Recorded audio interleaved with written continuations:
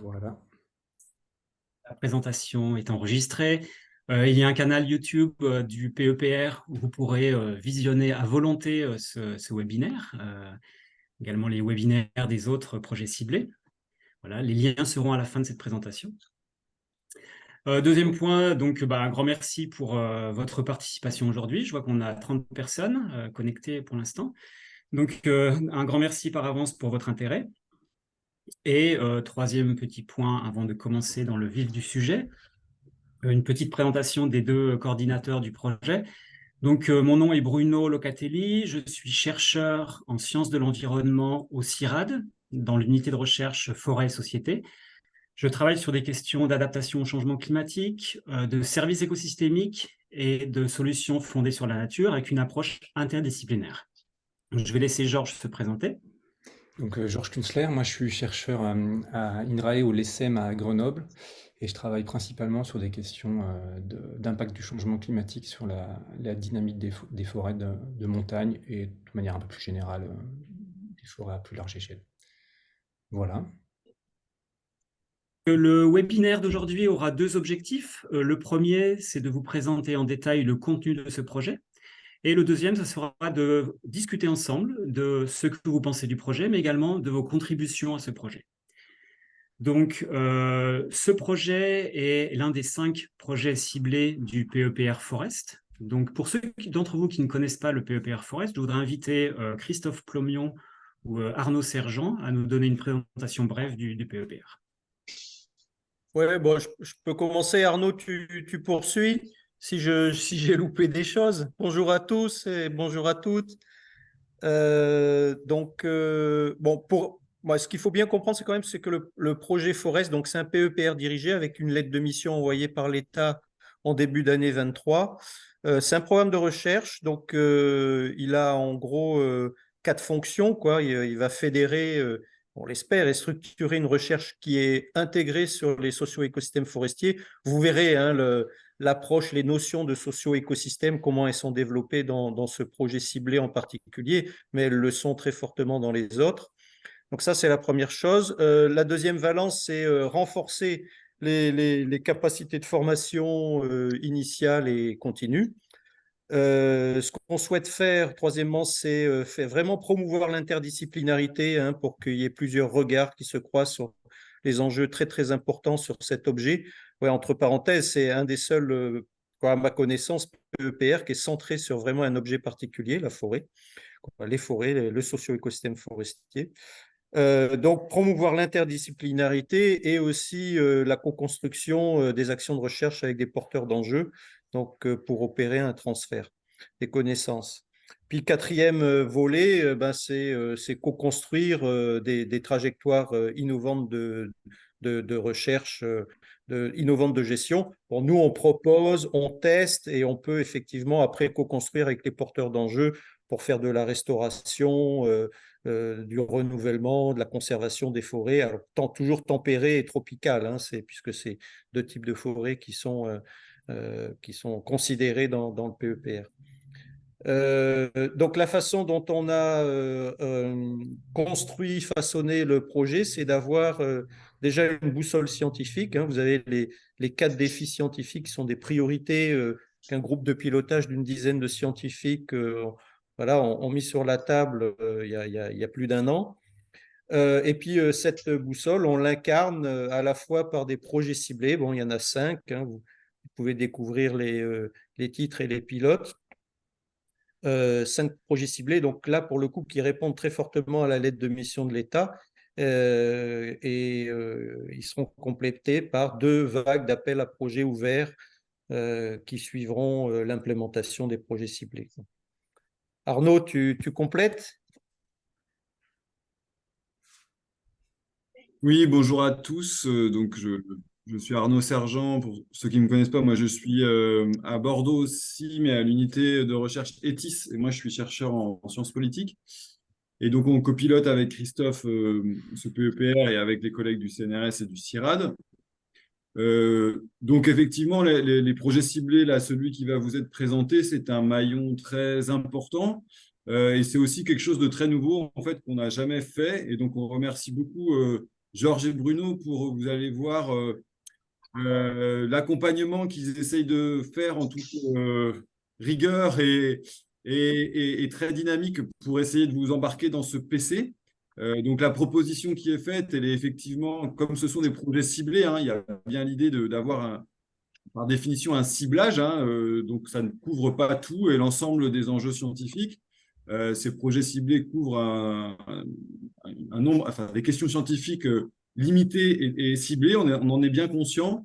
C'est l'exercice difficile qu'on a demandé donc à Georges et Bruno de réussir à proposer quelque chose à la fois pour embarquer la communauté scientifique le plus largement possible, mais aussi faire émerger des façons de travailler ensemble un peu différentes. Donc, il ne s'agit pas là de couvrir l'ensemble. Et l'idée, c'est pas que le PEPR devienne l'unique voie de soutien à la recherche de tous les collègues en France, hein. C'est bien l'idée qu'au sein de ce PEPR, on puisse faire des choses un peu différemment. Et puis, si on ne va pas au bout des choses et si on n'a pas tout à fait les moyens, on a, comme le disait Christophe tout à l'heure, aussi 2 vagues d'appels à projets pour nous permettre de consolider l'ensemble de ces approches-là. Mais j'ai envie de dire, dans ces PC, on essaye de faire une espèce de preuve de concept. Que déjà des sciences sociales et des sciences naturelles, écologiques peuvent travailler ensemble. Donc, Bruno et Georges en sont d'illustration.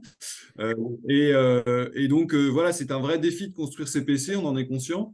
Donc, vous allez voir le pré-travail qu'ils ont réalisé, qui est déjà très, très important, hein, très cadré, on en a conscience, mais qui, pour se concrétiser, se réaliser, a besoin effectivement de la contribution de l'ensemble de la communauté. Alors, vous verrez, je ne pense pas qu'on pourra faire tout ce que Georges et Bruno ont défini, parce que c'est très large, mais au moins, il dresse vraiment des lignes directrices fortes, et c'est bien la contribution de tous et toutes qui va permettre normalement de concrétiser ces PC.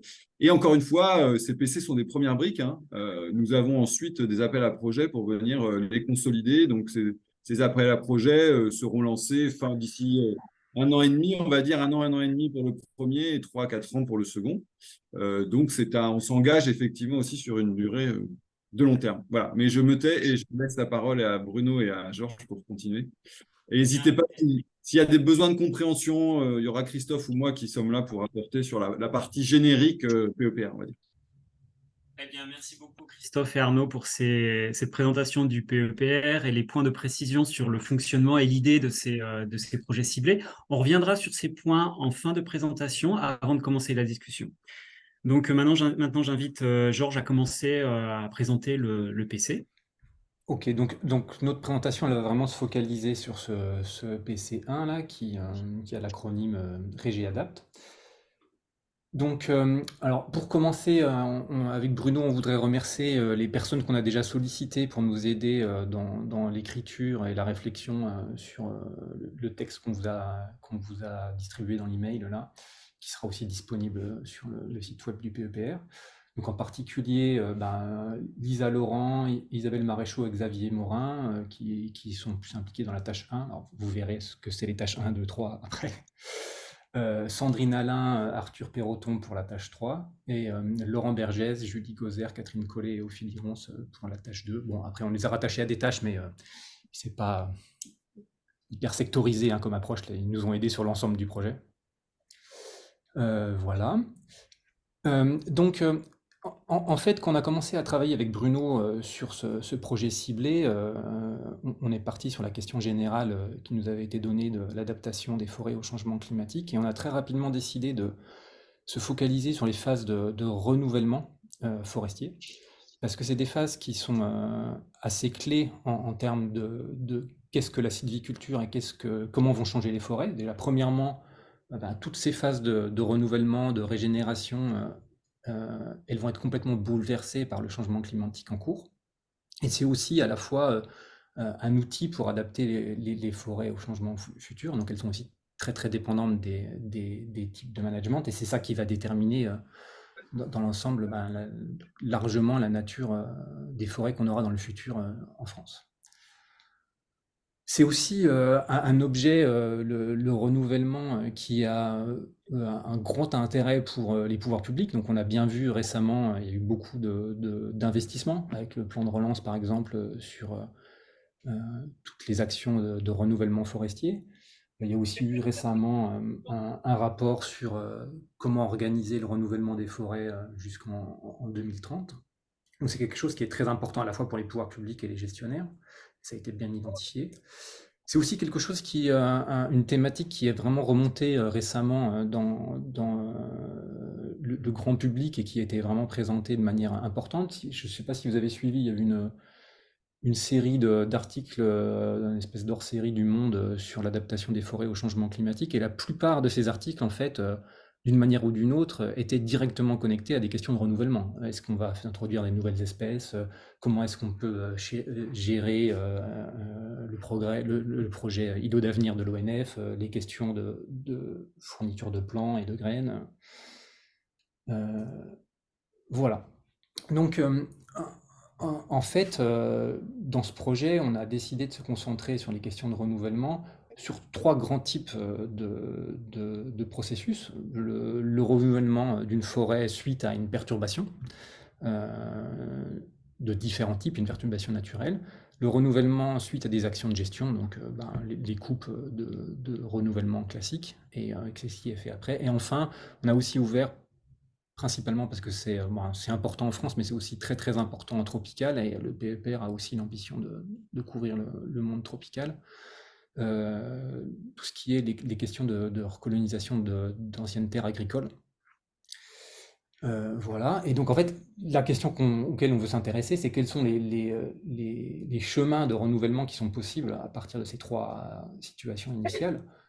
Alors, en simplifiant vraiment de manière vraiment très très simple, il y a un petit peu 2 grands pôles, depuis des plantations qui vont jusqu'à l'introduction d'espèces exotiques, de la migration assistée ou des flux de gènes assistés, jusqu'à des gestions qui sont basées principalement sur la régénération naturelle. Bien sûr, la réalité, ça sera quelque chose qui mélangera tout ça, et ça ne sera pas soit l'un soit l'autre, c'est évident. Ensuite, au-delà de ces grands types de régénération, il y a quand même dans la littérature différentes pistes de mécanismes qui peuvent favoriser, au moment de la régénération, l'adaptation des forêts au changement climatique futur. Donc, typiquement, favoriser des forêts complexes avec un mélange d'espèces, un mélange de structures, favoriser des espèces qui seront adaptées au changement climatique futur en termes de processus évolutifs, la mise en place de modes de gestion type sylviculture à couvert continu qui peuvent impacter les chances de régénération. Il y a aussi des questions de connectivité à l'échelle du paysage. Et enfin, il y a aussi des questions qui sont quels vont être les impacts des choix de régénération qui seront faits sur, premièrement, la conservation de la biodiversité et des sols, et ensuite tous les services rendus. Donc là, dans le texte, on a utilisé le mot Nature Contribution to People. Tous les services rendus par la forêt à la société de manière générale, que ce soit la production de bois, services de régulation ou tout ce qui est scenic beauty. Voilà, je laisse la parole à Bruno. On a vu un peu les brèches de connaissances sur les questions plus scientifiques ou écologiques et techniques sur le renouvellement forestier.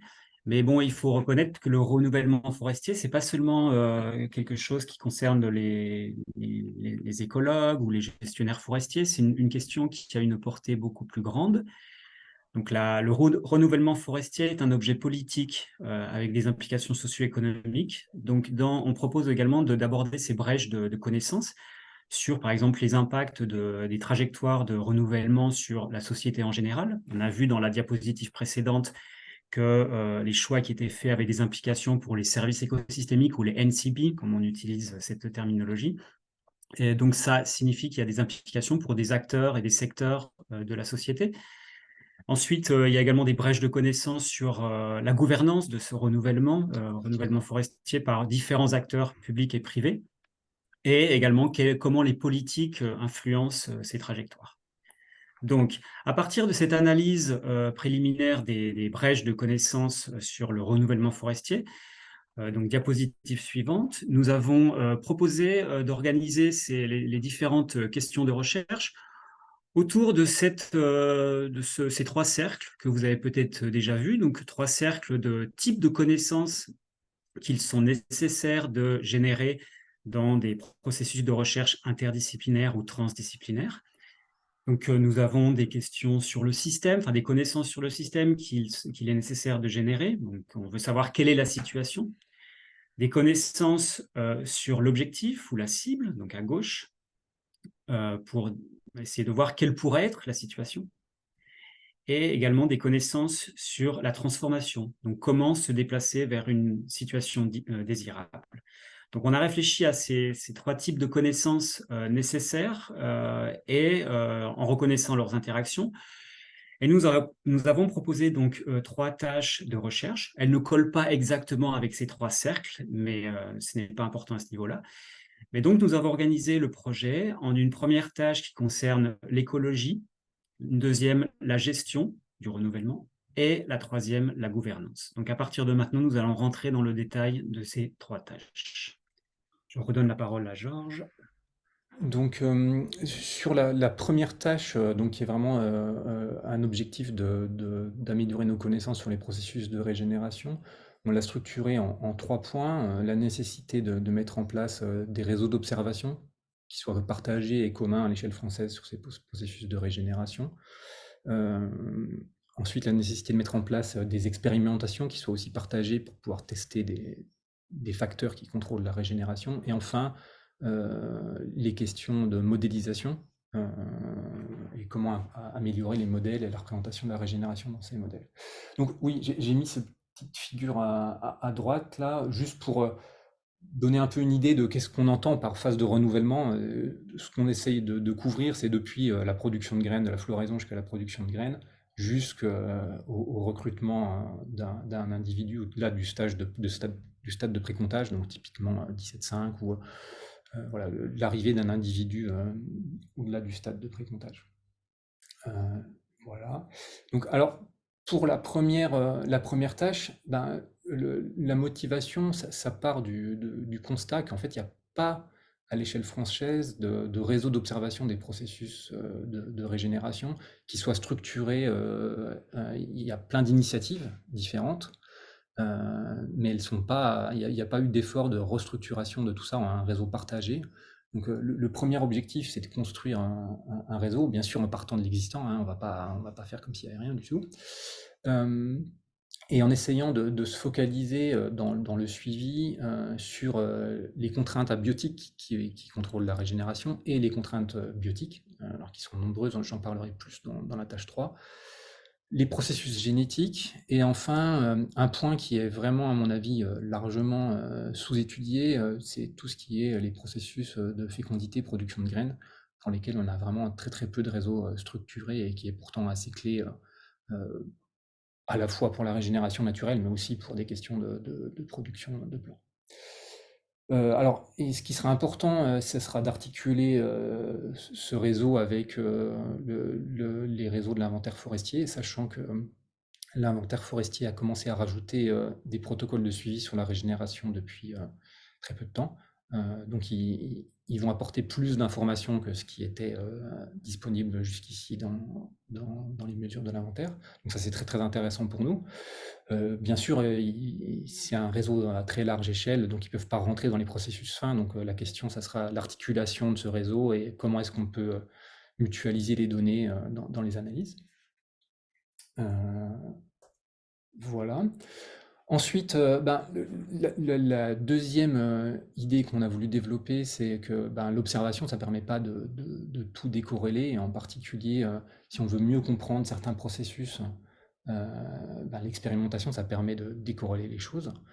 Donc, il y a plusieurs expérimentations en cours en France qui se focalisent sur la régénération, mais une fois de plus, ça n'a pas été structuré à l'échelle nationale, et je pense que une des opportunités que nous offre le PEPR, c'est de pouvoir structurer des plateformes de recherche qui soient vraiment utiles pour l'ensemble de la communauté. Donc, voilà, les grands facteurs, c'est les pressions d'herbivorie, depuis les insectes jusqu'aux grands herbivores, la compétition, en particulier le rôle très important que joue la végétation en sous-bois sur les blocages de régénération, les facteurs de stress abiotiques, sécheresse, mais gel, et toutes les interactions avec les micro-organismes du sol qui sont très très importants au stade de régénération aussi, positive et négative. Voilà, un point qui sera vraiment très très important pour nous, c'est que ce réseau d'expérimentation il soit ouvert à des nouvelles recherches qui puissent s'implémenter dessus et ouvert en termes de partage des données. Et donc le dernier point qu'on a voulu développer dans cette tâche 1, c'est la nécessité de l'amélioration de la représentation des processus de régénération dans les modèles. Donc récemment, il y a eu deux papiers d'opinion ou review qui sont sortis, qui ont vraiment pointé les manques qu'il y avait sur notre capacité à modéliser ces processus de régénération, que ce soit dans des modèles de dynamique forestière ou même à des échelles plus globales. Donc l'objectif, c'est d'animer entre toute la communauté de modélisation française qui s'intéresse à ces processus de régénération, en construisant des liens forts avec les observations qui peuvent être faites dans les tâches 1A et 1B, mais aussi les expérimentations qui sont dans la tâche 2. L'idée, c'est d'avoir des approches qui permettent de connecter des modèles avec des approches différentes, des modèles qui seront peut-être plus fins sur les processus physiologiques ou génétiques, les interactions biotiques, comment est-ce qu'on peut connecter ces modèles et qu'est-ce que ça peut apporter en plus. Confronter les modèles aux données. Isabelle Maréchaux m'avait fait remarquer que le lien avec les données n'est pas que dans un sens, hein, bien sûr c'est dans les deux sens. Les données peuvent informer les modèles, mais les modèles peuvent aussi suggérer des expérimentations à faire sur le terrain, donc il faut réfléchir cette interaction dans les deux sens. Et enfin, les modèles, ça peut aussi permettre, un peu ce que je viens de dire, de tester des mécanismes. Voilà, donc pour la tâche 2, donc là, l'objectif, c'est de se focaliser sur les options de gestion qui sont possibles à mettre en place pour guider et diriger la régénération, avec 3 grands points. Les 2 premiers points sont un peu divisés en fonction d'une échelle spatiale, toutes les questions de gestion à l'échelle locale, à l'échelle du peuplement. Et la deuxième, plus à une échelle paysagère, où là rentrent en compte toutes les questions de connectivité dans un paysage qui n'a pas qu'une matrice, qui n'est pas que forestier, où il y a aussi des écosystèmes non forestiers. Et enfin, la dernière question, c'est sur les impacts des choix de régénération sur la biodiversité et les NCP, et comment ça peut guider les choix qui sont faits. Et voilà.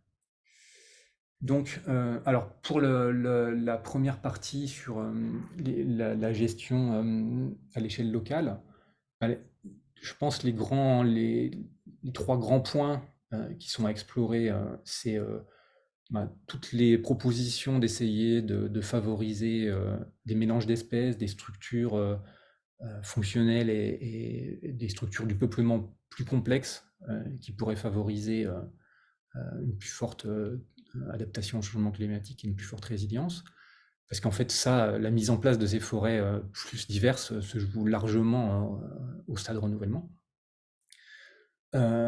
Enfin, il y a toutes les questions d'adapter les espèces, donc avec des approches qui peuvent être très très interventionnistes, depuis l'introduction d'espèces exotiques jusqu'à des approches plus basées sur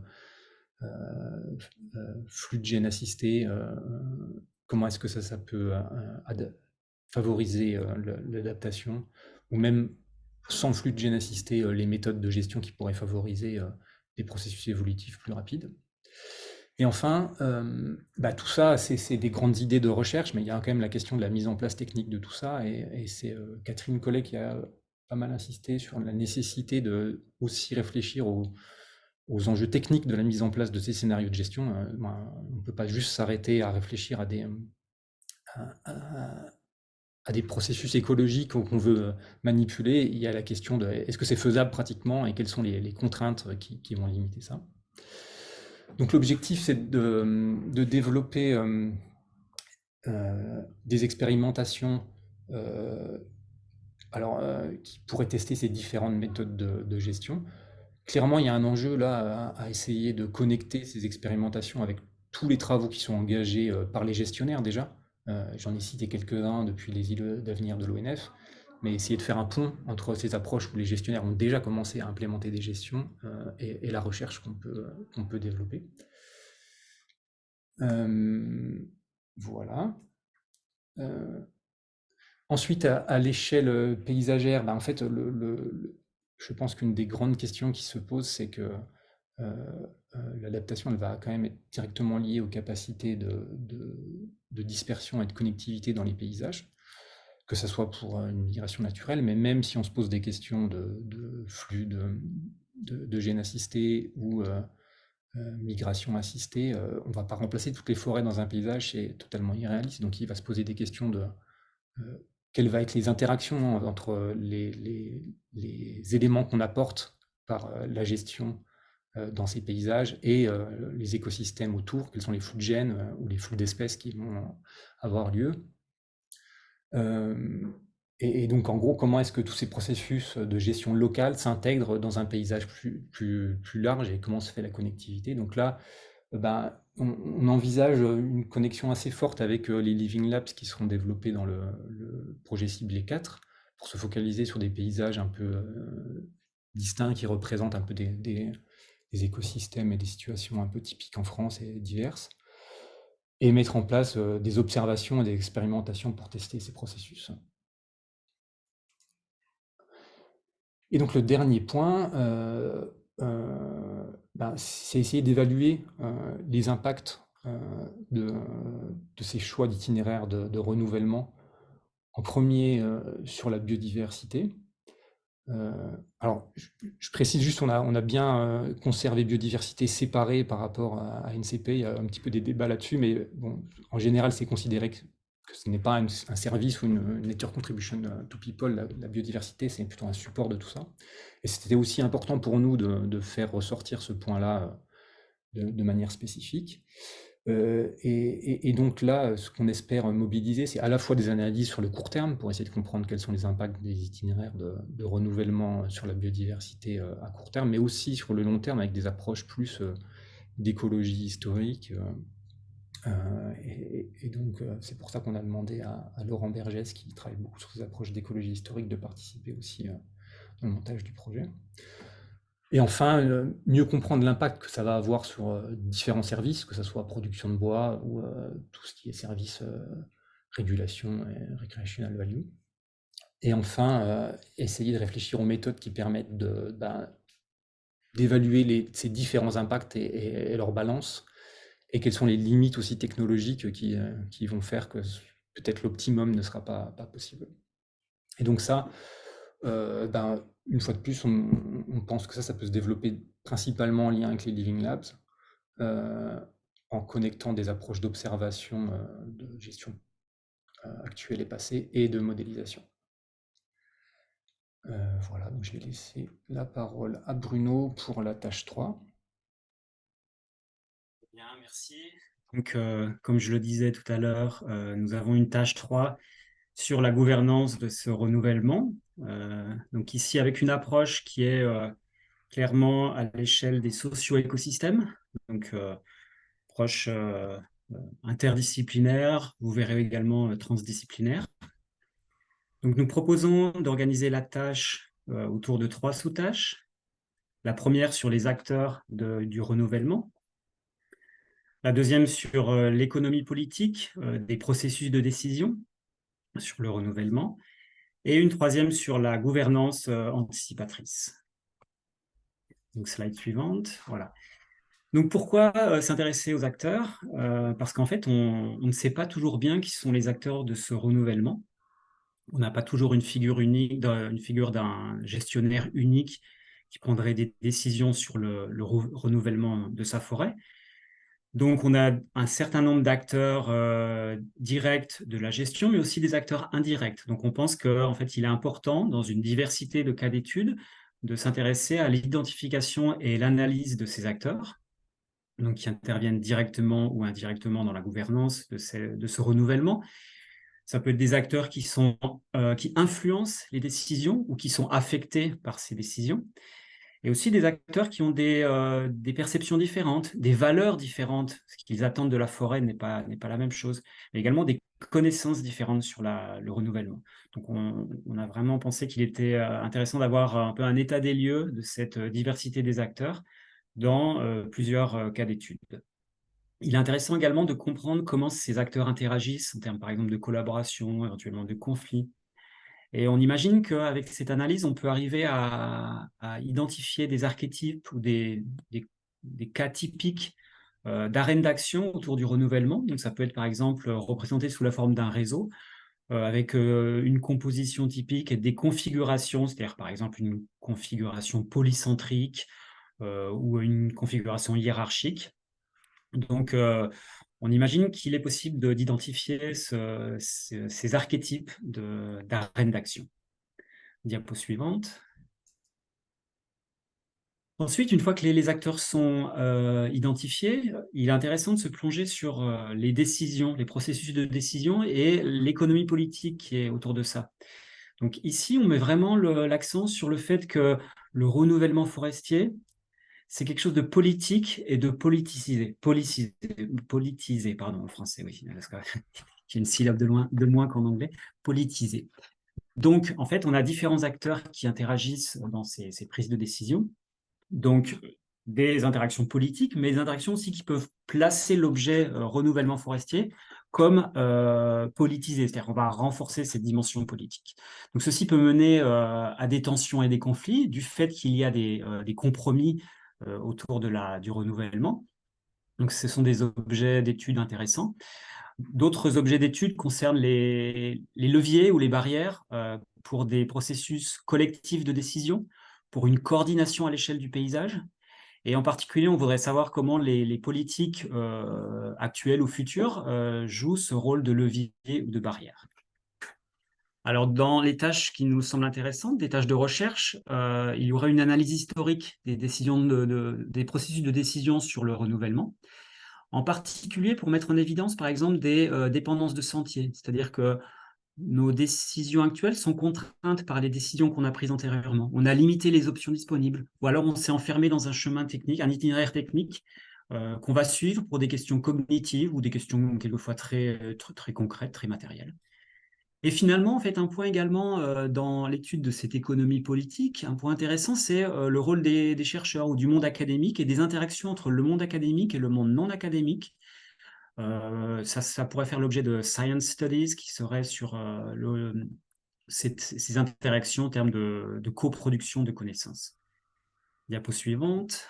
Voilà. Et pour terminer, en fait, on propose un travail un peu d'anticipation sur des visions de comment pourrait être la gouvernance. Il y a tout un champ de littérature qui porte sur cette gouvernance anticipatrice qui s'intéresse par exemple à la façon dont différentes conceptualisations du futur nous amènent à réfléchir différemment et à prendre des décisions différentes sur la gouvernance. Ces questions sont vraiment importantes parce qu'en fait, on cherche ici à réfléchir à des modes de coordination dans des situations où les gens ont différentes visions du futur, travaillent à différentes échelles temporelles. Et donc là, ici, on propose, probablement avec les Living Labs, de développer une recherche transdisciplinaire, donc qui implique les acteurs, pour une réflexion et éventuellement un co-design de ces arrangements de gouvernance. Voilà, diapositive suivante. Alors, on en a terminé avec la présentation des 3 tâches et leurs sous-tâches. Rapidement, je voudrais dire que le projet RégéAdapt ne va pas travailler en isolation au sein du PEPR. Il va être connecté avec les autres projets ciblés.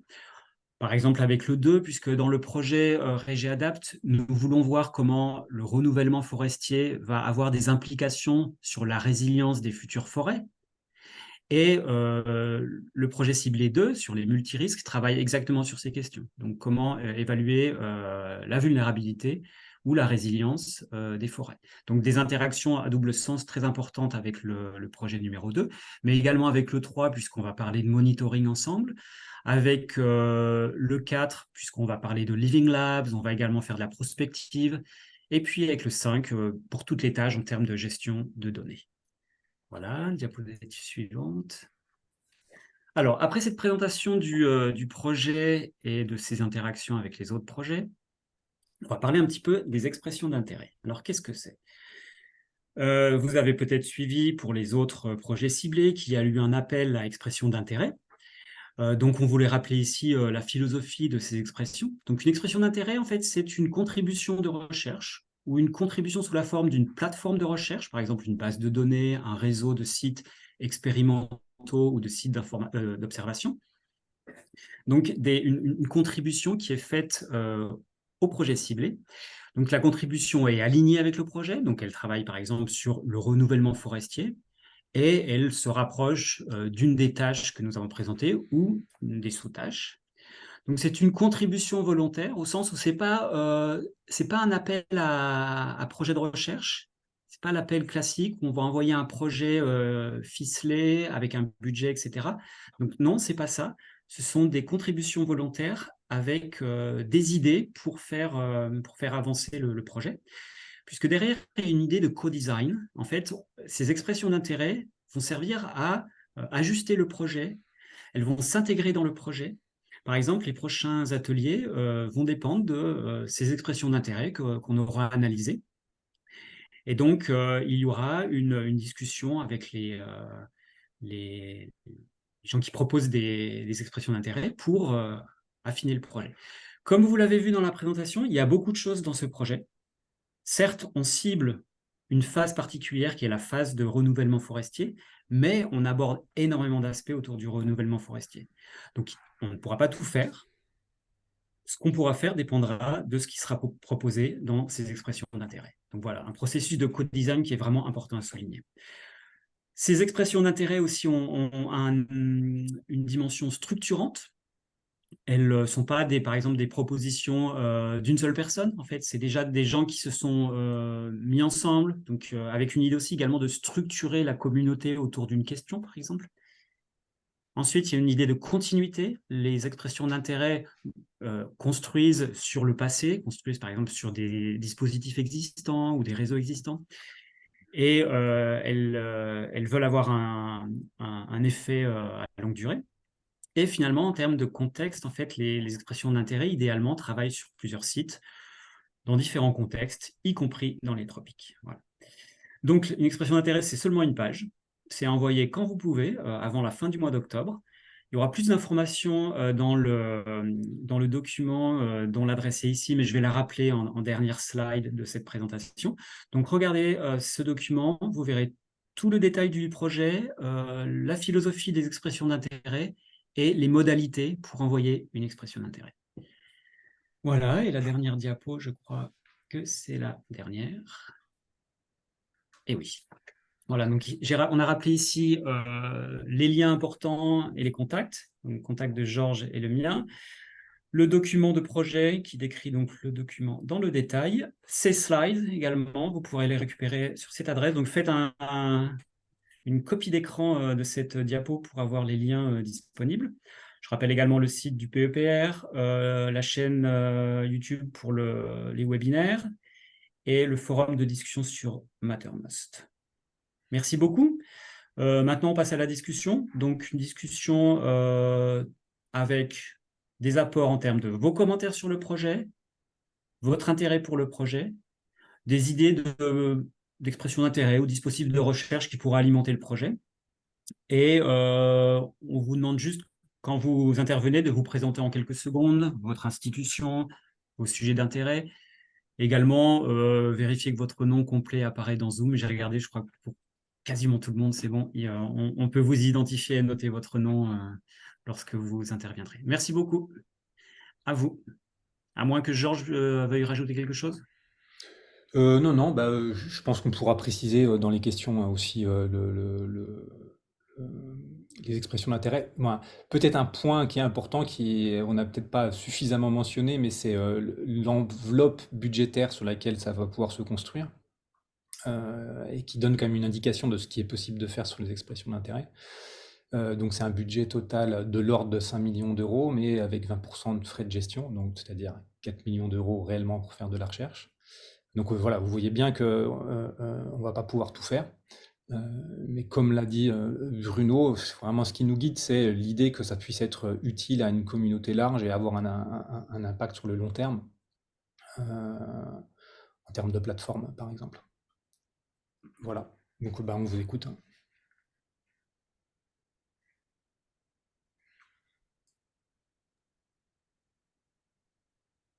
Je propose de prendre quelques minutes pour réfléchir aux interventions et puis ensuite de lever les mains par Zoom et je vous passerai la parole. Bon, j'espère que vous n'avez pas été trop assommé par la présentation. Je vois pas de main qui se lève. Parce que tout le monde est parti prendre un café. Ah, Il y a des une questions. main, deux mains, ça y est. Donc, on va commencer par Benjamin. Bonjour à tous. Attendez. Donc, je parle en premier, je sais pas. Merci beaucoup pour la présentation. Euh, je suis chercheur à Biogeco. Typiquement, je fais de la génomique sur le chêne. On étudie pas mal l'adaptation locale et moi, j'ai un gros intérêt sur le maintien de la variation génétique au sein des populations. La question de la régénération se pose évidemment. Est-ce que les combinaisons génétiques qu'on pense être adaptatives sont présentes dans la régénération, dans un peuplement? Ça, c'est une question que je voudrais à laquelle je voudrais mettre en place un dispositif de suivi, en l'occurrence à Chantilly, dans un Living Lab, qui est identifié dans le PEPR. Donc ça, c'est quelque chose qui est en réflexion pour le financement. J'ai aussi beaucoup de questions sur le maintien de la diversité génétique par la sélection naturelle au sein des populations, pas seulement via le processus d'adaptation locale. Et donc, je fais des parallèles entre variation génétique variation intraspécifique et variation interspécifique pour essayer de voir s'il y a des concepts d'écologie qui pourraient s'appliquer à la variation intraspécifique.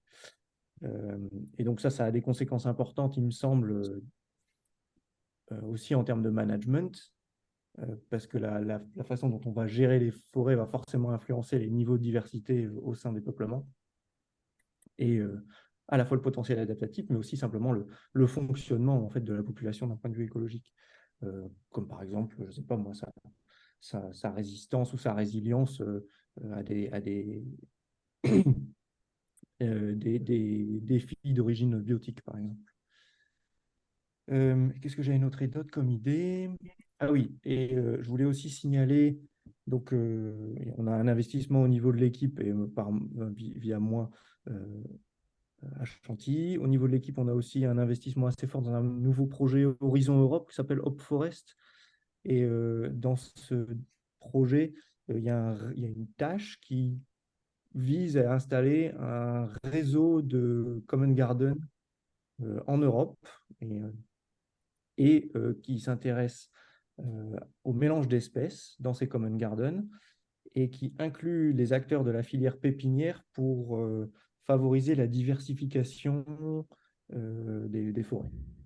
Globalement. Je l'ai mal dit et Santi, la prochaine fois, sera certainement là. Santiago González Martinez sera certainement là et en parlera mieux que moi, mais globalement, donc là, il y a tout un questionnement sur la germination, la production des plantes d'espèces diversifiées dans le cadre de la diversification des forêts et de l'adaptation au changement climatique. Voilà, je pense que j'ai parlé assez longtemps, mais merci pour votre présentation et aussi d'avoir mentionné les aspects de diversité génétique, flux de gènes, migration assistée, etc., qui sont vraiment le cœur de nos recherches. Benjamin pour ces accords. Georges, tu veux rajouter quelques mots sur cette question? Oui, merci. Globalement d'accord avec tout ce que vous avez dit. C'est sûr, je pense que le parallèle entre les processus écologiques de maintien de la diversité d'espèces et les processus écologiques de maintien de la diversité intraspécifique, c'est vraiment intéressant. Et c'est aussi un enjeu dans la gestion, hein, parce que mettre en place des forêts mélangées, tous les gestionnaires savent que c'est pas si simple que ça de garder le mélange. Donc ça me paraît intéressant. Ce qui je trouve serait vraiment intéressant et ambitieux pour un projet ciblé, c'est que ces questions elles ne soient pas traitées juste sur un site comme la forêt de Chantilly, mais que ça soit réfléchi à une échelle plus vaste au niveau national, qu'on arrive à mettre en place. Alors bon, je sais que les généticiens sur les tests de provenance et les common garden, ça c'est déjà très très structuré à une échelle très large. Après, est-ce que une réflexion plus sur des processus de régénération naturelle, est-ce que c'est vraiment déjà structuré? Il me semble pas autant, hein.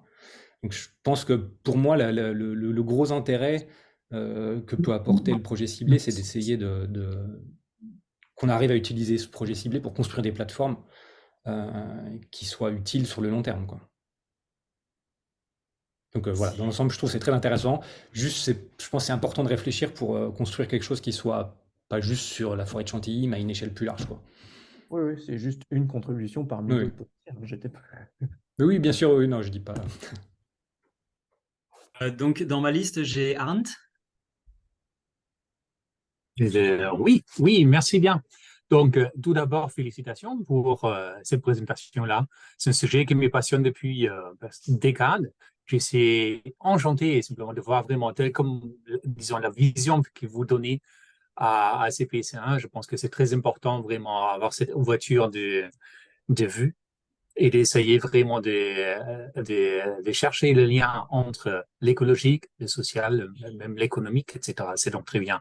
Moi, j'ai un tas de questions ici. Alors, pour ne pas être trop longue ici, très rapidement seulement, votre présentation m'a donné un peu l'impression vraiment d'un fort focus sur les arbres comme tels. Donc, et là, basiquement, parce qu'on parle de régime naturel, c'est probablement les espèces autochtones, n'est-ce pas?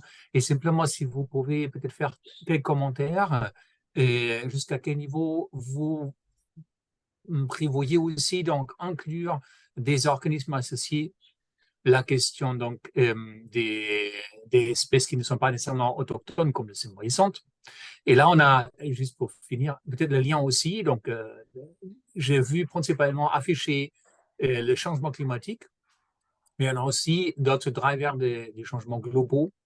Et là, quelle importance peuvent avoir d'autres, comme par exemple, encore une fois, les innovations biologiques. Voilà. Alors, je donne la parole à Georges pour répondre à ça. Alors, juste pour être sûr d'avoir bien compris, Arndt, sur la question du focus sur les arbres, est-ce que c'est la question sur le focus des arbres autochtones ou des arbres tout court? Parce que clairement, là, Alors, on a l'ambition de couvrir les espèces exotiques et toutes les projets d'introduction. Oui, peut-être qu'on ne l'a ok. pas assez clairement dit, mais ça, c'est clairement, fait Ok. clairement partie du projet. D'accord, oui. Oui, la question, c'était d'une part l'arbre comme tel, l'autre part l'arbre autochtone. Donc, pour la deuxième question, c'est déjà très clair et merci. Voilà, et après, oui, c'est sûr Et qu'on se focalise sur les arbres, mais par contre, on sait bien que les arbres, et en particulier la régénération, est en interaction multiple avec plein d'autres organismes, et qui sont clés, quoi. Je veux dire, je ne veux pas tous les citer, mais j'ai eu une slide où j'ai essayé de montrer un petit peu les grands types d'interactions sur lesquelles, qui rentrent sur la régie. Oui, bien sûr, ça, c'est très, très important aussi.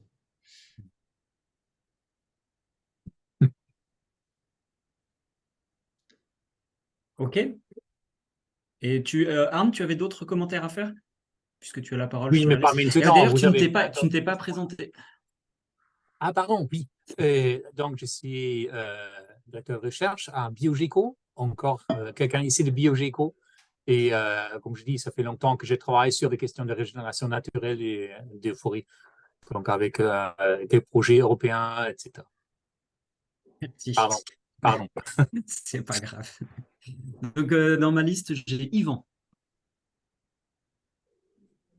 Oui, alors moi je suis Yvan Scotti, je suis directeur de recherche à l'INRAE, à l'URFM Avignon, unité de recherche en écologie des forêts méditerranéennes.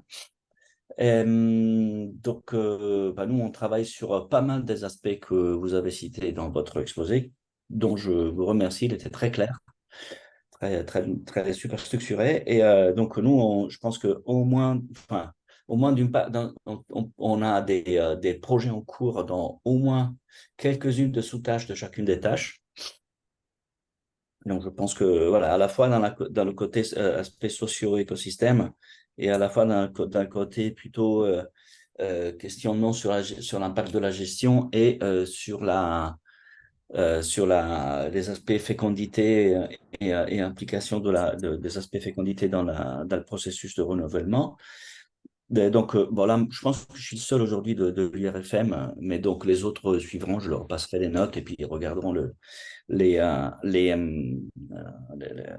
l'enregistrement. Donc, moi, plutôt sur mon thème, j'avais une question un peu de comment s'y prendre. Bon, nous, on a au moins, disons, 5 sites sur lesquels on suit exactement les processus de fécondité par des approches directes et indirectes sur les arbres. Donc, sur 3 espèces, avec un nombre inégal de suivi pour chacune des espèces. Donc, par exemple, pour le hêtre, j'en peux en citer au moins 3. Alors, je ne sais pas si 3, ça fait un réseau. Et la question que j'ai, c'est donc comment vous pensez qu'il faudrait s'y prendre? Disons que en partant de la supposition que je pense être juste, que ces dispositifs-là sont pile dans le sujet, est-ce que l'approche qu'on devrait prendre, nous qui sommes impliqués dans ces études, ce serait d'essayer d'élargir, c'est-à-dire d'aller chercher d'autres sites pour faire un réseau plus nourri? Ou bien on dit, bon, on a ceux-là, ils sont solides, on connaît tout de ces sites, il n'y en a que 3, mais ça fait un réseau. Donc voilà, c'est vraiment une question très spécifique. Et l'autre, et puis voilà. Après, un petit commentaire, derrière moi, il y a de la régénération tropicale aussi. Il y en a certainement qui ont reconnu. Et je pense que vous avez raison, c'est très important. Et il y en a ici qui travaillent dessus. C'est très important de garder le tropical dans la boucle, même si moi, je ne travaille plus directement dessus. Donc je Georges? réponds, Bruno. Ouais, vas-y. Bon, alors, merci Ivan pour l'intervention. Je rajoute quand même, il y a Julie qui participe aussi là au Zoom, donc tu n'es pas le seul je de l'avais pas vu. l'URFM. On est deux. Et donc Julie, comme tu le sais, a aussi participé. On lui a aussi demandé de participer à la relecture et à l'écriture du document. Donc, oui, de toute façon, vous avez bien identifié l'URFM comme Biogeco, comme partenaire potentiel. C'est pour ça qu'on avait demandé à Julie de participer. Alors, sur la démarche, moi, mon idée, voilà, on l'a peut-être pas suffisamment explicité dans la présentation, mais suite à ces deux webinaires de présentation générale, l'objectif, c'est d'organiser des webinaires par tâche. Et je pense que typiquement, ce qu'il faudrait faire, c'est sur ces webinaires, essayer de commencer à synthétiser les dispositifs existants et réfléchir à comment est-ce qu'on peut les connecter ensemble. Pour répondre directement à ta question sur est-ce que trois sites de suivi, ça fait un réseau? Non, moi je pense qu'il faut qu'on essaye d'avoir une ambition plus grande, il faut qu'on essaye d'arriver jusqu'à l'échelle française. Par contre, on va pas tout repartir, on va pas tout réinventer, il faut partir sur les sites existants. Donc comment est-ce qu'on peut mettre en relation des suivis existants. Nous, on a commencé à synthétiser pas mal de données sur la fécondité. D'ailleurs, on a utilisé pas mal de données de l'URFM aussi, dans le cadre du projet Mastif là, avec un collègue américain. Donc, il y a déjà quand même des synthèses. Donc, je suis peut-être pas très clair, je ne sais pas si je suis clair dans ma réponse, mais en 2 points, je dirais... Pour moi, il faut aller plus loin que juste 3 réseaux. Et la démarche, je pense qu'il faut qu'on arrive à structurer, sûrement préparer les prochains webinaires pour les tâches, les sous-tâches. Donc l'idée, c'est d'avoir un webinaire par grande tâche et de demander. Alors, l'idéal, ce serait d'arriver à préparer avant le webinaire cette synthèse des sites et comment est-ce qu'on peut les structurer. Peut-être demander aux gens de présenter des sites qui peuvent contribuer dans chacun des webinaires ou faire à l'avance cette synthèse et commencer à réfléchir en parallèle ensemble. Peut-être que la démarche n'est pas totalement claire, mais est-ce que tu vois un petit peu ce que je veux dire, Ivan? Si, parfaitement. Effectivement, ça veut dire qu'il faut qu'on réfléchisse, ceux qui ont déjà, entre guillemets, la main sur un certain nombre de sites qui collent avec les objectifs, il faut qu'on travaille à vraiment élargir, à aller chercher ailleurs, à la fois des partenaires et des sites. Bon, j'ai une petite idée, mais ça veut dire qu'il y a un travail à faire en plus de présenter ce qu'on a, en plus de présenter l'existence. Ça change légèrement, ça change un peu, mais c'est bien. Je suis Voilà. d'accord. Donc après, bon, bah, on peut, sur les expressions d'intérêt, ça peut être juste faire remonter les 3 sites existants et après, on se réunit ensemble avec les différents sites existants qui sont focalisés par exemple sur la fécondité. Moi, je pourrais aussi vous faire passer à ceux qui travaillent là-dessus sur tout ce nous, on a déjà synthétisé en France dans le cadre du projet Mastif comme site. Donc voilà, donc peut-être qu'il ne faut pas non plus mettre un niveau d'exigence trop élevé sur les expressions d'intérêt, c'est-à-dire qu'on ne demande pas à ce que tout le travail soit fait de synthèse à ce moment-là. C'est l'objectif des webinaires suivants et la construction du projet ensuite de faire ce travail de synthèse. Mais on le fera avec vous, quoi. Changer Ivan, ouais. Oui, un point là-dessus, en fait, la présentation que j'ai faite avec les critères qui définissent les expressions d'intérêt, ça a peut-être donné l'impression qu'on cherchait le mouton à 5 pattes. Donc, il faut pas qu'on soit, enfin, il faut pas se sentir un peu repoussé par cette liste de critères. Après, on sera pragmatique, hein, forcément. Mais disons que j'ai présenté des éléments idéaux de ce que serait une expression d'intérêt, par exemple en termes de multisite ou multi-contexte, etc., en termes du long terme, etc. Donc voilà, c'est peut-être quelque chose à préciser. Alors dans ma liste, j'ai Yves maintenant. Oui, bonjour à tous. Donc, Yves Roussel, je travaille au département recherche-développement de l'ONF et donc je suis généticien de formation et je suis dans une UMR avec l'INRAE qui s'appelle Biofora à Orléans. Donc il y a plein de mots-clés. Moi, je suis très content qu'il y ait un projet ciblé sur cette question du renouvellement. Il y a plein de mots-clés et de thématiques sur lesquelles on travaille. Alors quand je dis on, c'est le département et puis tous les collègues INRA et autres avec qui je travaille. Sur lesquels on travaille déjà et on se pose des questions. Donc on a déjà des projets qui peuvent contribuer, enfin en tout cas à nourrir cette réflexion-là. Je suis notamment impliqué dans le projet Opt-Forest dont a parlé Benjamin. Et on va mettre en place notamment une expérimentation de manipulation de flux de gènes, on va dire, à Chantilly. Alors je rebondis sur la remarque, je crois que c'est Georges Künstler qui disait ça, qu'il fallait pas se limiter à Chantilly. On est d'accord. Après, le truc, c'est que ça permet de générer des informations et des données sur un objet et donc d'avoir différentes approches comme ça sur un objet. Mais on envisage de faire ce genre d'expérimentation ailleurs. Alors ça demande du temps et des moyens, mais il y a un aspect qui nous questionne un peu, nous, à l'Office, enfin parmi des milliers d'autres, mais c'est comment on gère un peuplement après un dépérissement. Et ça pose des questions notamment déjà qu'est-ce qu'un dépérissement, différents niveaux, etc. Et est-ce qu'on utilise ou pas la diversité génétique qui reste avec les quelques arbres qui sont encore sur pied? Est-ce que les flux de gènes naturels vont suffire, etc. Donc c'est pour se répondre à cette question-là qu'on met en place une expérimentation dans le cadre d'OptForest, par exemple.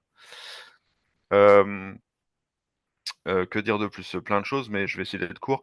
Je suis aussi impliqué, Ophélie a dû vous en parler, quand vous avez préparé ce projet ciblé, donc dans le projet ANR Flores, dans lequel on se pose des questions plus précisément sur, j'espère que je ne vais pas dire de bêtises, Ophélie me corrigera, sur tout ce qui est, migration assistée, comment, on peut utiliser cet outil-là, quels sont les impacts, écologiques, mais aussi, philosophiques, sociologiques. Et donc, il y a 2 espèces ou 2 groupes d'espèces d'arbres qui sont étudiés dans ce projet, le chêne et le sapin. Et après, en termes de sylviculture et de cette phase de la régénération qui est comme très centrale, comme vous l'avez dit, je travaille pas mal avec François Lefebvre sur des approches de modélisation avec l'outil Luberon 2, par exemple. Alors, comme tous les modèles et comme on l'a déjà dit, la phase de régé, c'est exactement celle-là qui est mal modélisée. Mais voilà, sur comment on peut réfléchir de la sylviculture, en tout cas en amont, ne serait-ce que pour produire la génération de semenciers, par exemple, et quelle diversité on conserve pour la phase suivante. Et donc, on est arrivé évidemment à se poser des questions de processus démo au moment de la régie, de fécondité, etc. et de savoir comment on pouvait avancer là-dessus. Bon, j'aurais dû noter les trucs, mais enfin voilà. Donc, en tout cas, je suis très intéressé par ce projet ciblé. Alors après, comment on imagine intervenir là-dedans? Moi, c'est là où j'ai plus de soucis parce que les journées font que 24 heures et comme il faut dormir un petit peu et qu'on est déjà... Enfin, moi, j'ai pas prévu de temps libre pour des futurs projets qui allaient tomber, malheureusement. Et alors, côté ONF, on peut embaucher du CDD qui peut nous aider un peu, mais vous le savez aussi bien que moi, c'est pas forcément une solution ultime non plus parce qu'il faut aussi encadrer les CDD. Et de recevoir des financements, ça ne fait pas qu'on peut travailler la nuit. Donc, moi, je suis très intéressé. J'ai plein d'idées en cours et des choses comme ça. La vraie question, c'est là, concrètement, comment on dégage du temps, comment on dégage des moyens pour nourrir votre projet. Ça peut très bien peut-être être d'autres projets qui existent et que vous fassiez entre guillemets comme les bases de données qui récoltent d'autres bases de données. Vous voyez ce que je veux dire? Voilà, vous faisiez une espèce de synthèse, vous articulez les choses, ça peut être une idée. Bon, je m'arrête là et on en reparlera. Merci en tout cas. Merci beaucoup. Qui veut répondre? Qui veut commenter ou compléter? Georges peut-être ou... Christophe a très bien. quelque chose à dire aussi là dans les commentaires là. Vas-y, Georges. Oui, c'est très bien. Clairement, on avait identifié les collaborations avec la R&D de l'ONF. Sur les questions du dépérissement, là, c'est clairement des questions qui sont en pont entre le PC2 et le PC1, quoi. Parce que qu'est-ce que c'est qui définit le dépérissement? Ça, c'est pas vraiment nous qui allons le traiter, cette question-là. Donc ça, c'est aussi... j'ai vu que Christophe avait mis un commentaire. C'est sûr que un des enjeux, c'est aussi sur ces réseaux à réfléchir à des réseaux qui peuvent à la fois contribuer au PC2 et au PC1. Donc là, ça peut être typiquement des choses qui sont à réfléchir. Sur le travail la nuit, je ne sais pas si j'ai une réponse. Oui, je comprends bien que tout le monde n'est pas disponible et voilà, mais c'est un peu le problème du PEPR. Il faut avancer rapidement mais peut-être voilà. Peut-être Ophélie voulait rajouter quelque chose sur son projet NR. Je vois qu'elle a levé la main, c'est un complément. Ah, t'entends pas, Ophélie? Tu m'entends pas? Ah si, ça y est. Non. Ce que je voulais juste dire, c'est une question un peu importante, c'est qui revient à cette question de s'il y a des projets qui sont existants et déjà financés sur des échanges de temps peut-être plus courts que celle du PPR, est-ce qu'on peut imaginer prolonger ces projets ou les étendre en termes d'ambition dans le cadre du PEPR? Parce que je pense que c'est un peu ça la question de Yves, quoi. C'est-à-dire qu'à partir du moment où il y a des manips qui sont déjà prévues et du temps alloué là-dessus, est-ce que l'idée c'est de créer autre chose ou est-ce qu'on s'appuie là-dessus et ça participe quand même à la tâche 1 avec un financement qui est acquis, mais potentiellement les financements permettent d'augmenter l'ambition ou de le prolonger dans le temps, parce que c'est souvent ça le problème en fait, de ces manips qui vont être assez courtes finalement. Oui, Et non, mais là, on peut quand même rappeler qu'on a la chance de pouvoir programmer sur du temps long et du coup de s'affranchir un peu de ce tempo toujours saccadé des projets dont certains font 1 an, 2 ou 3 ans. Donc, c'est une vocation aussi. Moi, je trouve une valeur vachement intéressante du PEPR d'avoir cette profondeur de temps pour programmer ce qu'on veut faire. Et il existe effectivement des projets existants sur lesquels on va bâtir. On va pas, ils sont sous le robinet, sous la photo, hein, au temps T0. Donc, la question, c'est peut-être de les articuler, de les connecter, parce qu'il y en a divers. Ouais, il y en a pas pléthore, mais il y en a quand même, et de les enrichir et de travailler, je pense, aussi en interaction avec les autres PC pour compléter les questions de recherche. Oui.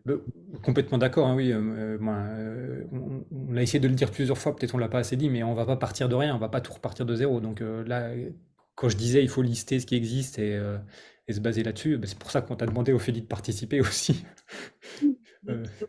Ça peut être voilà ce qu'on fait actuellement dans tel projet européen ou je sais pas quoi, ou ANR, et après dire éventuellement ça, ou dire en plus voilà comment on pourrait le prolonger ou l'améliorer.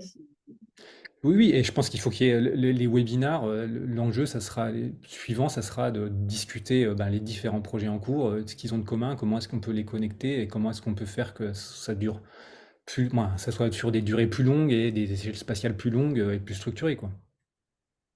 Oui, tout à fait. Donc, c'est bien de voir le PC comme ça, comme quelque chose qui structure, mais aussi qui renforce en fait l'existant, ouais, et qui le prolonge éventuellement, comme disait Ophélie. Donc maintenant, je passe la parole à Arthur.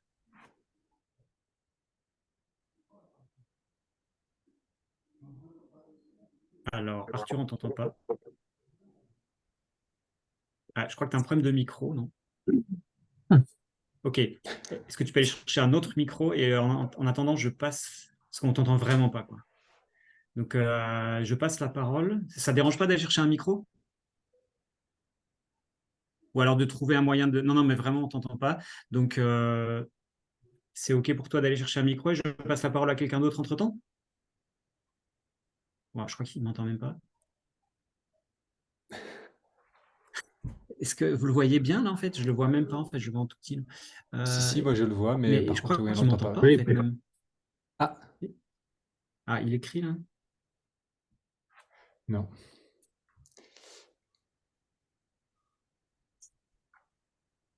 Bon, peut-être on va passer à la question d'après et puis. Du coup, oui, on passe à Myriam. Désolé, Arthur.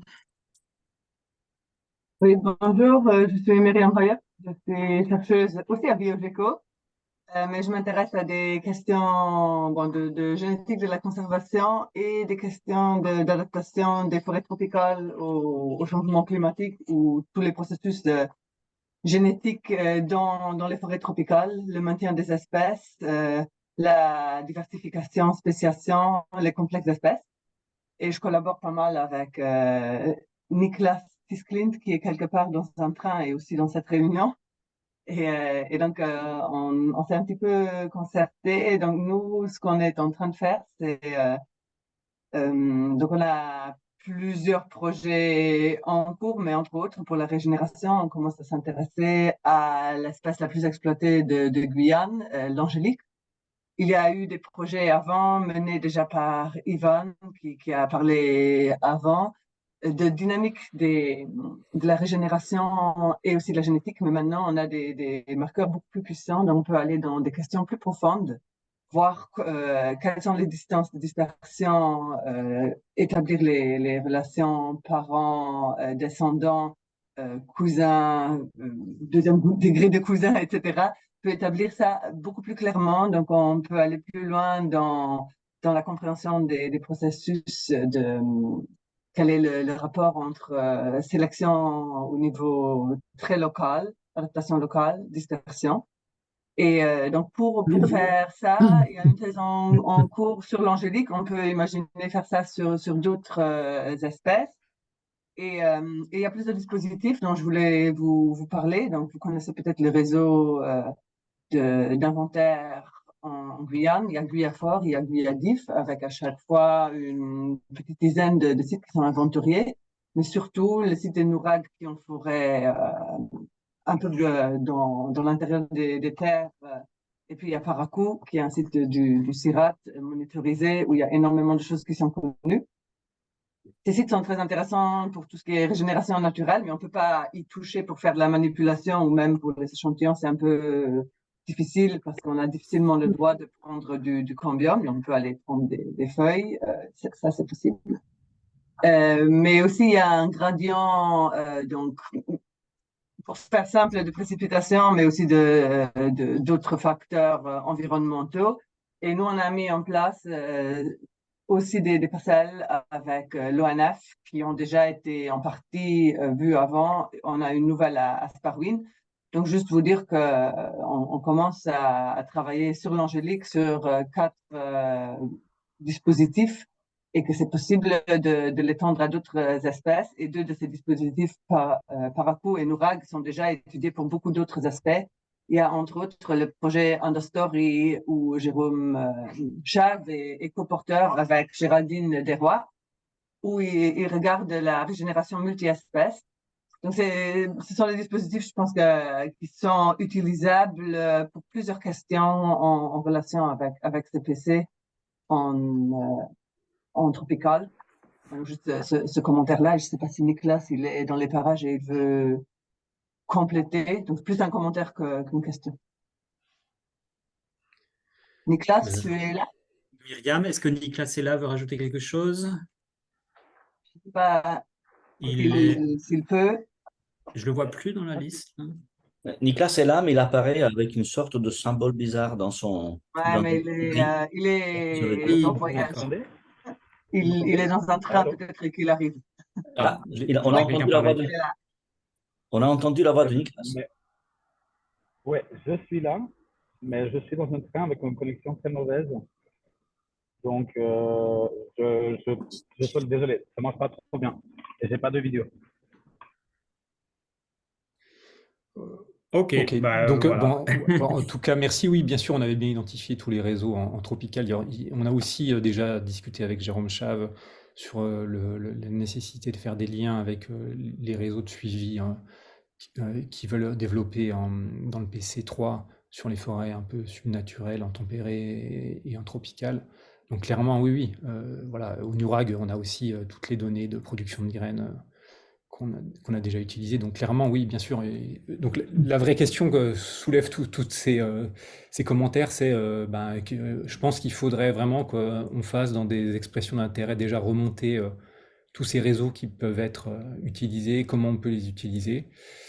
Dans le commentaire, il y avait aussi l'idée qu'il n'y a pas que les réseaux, il y a aussi les méthodes, des méthodes qui peuvent être appliquées. Voilà, donc tout à fait intéressant.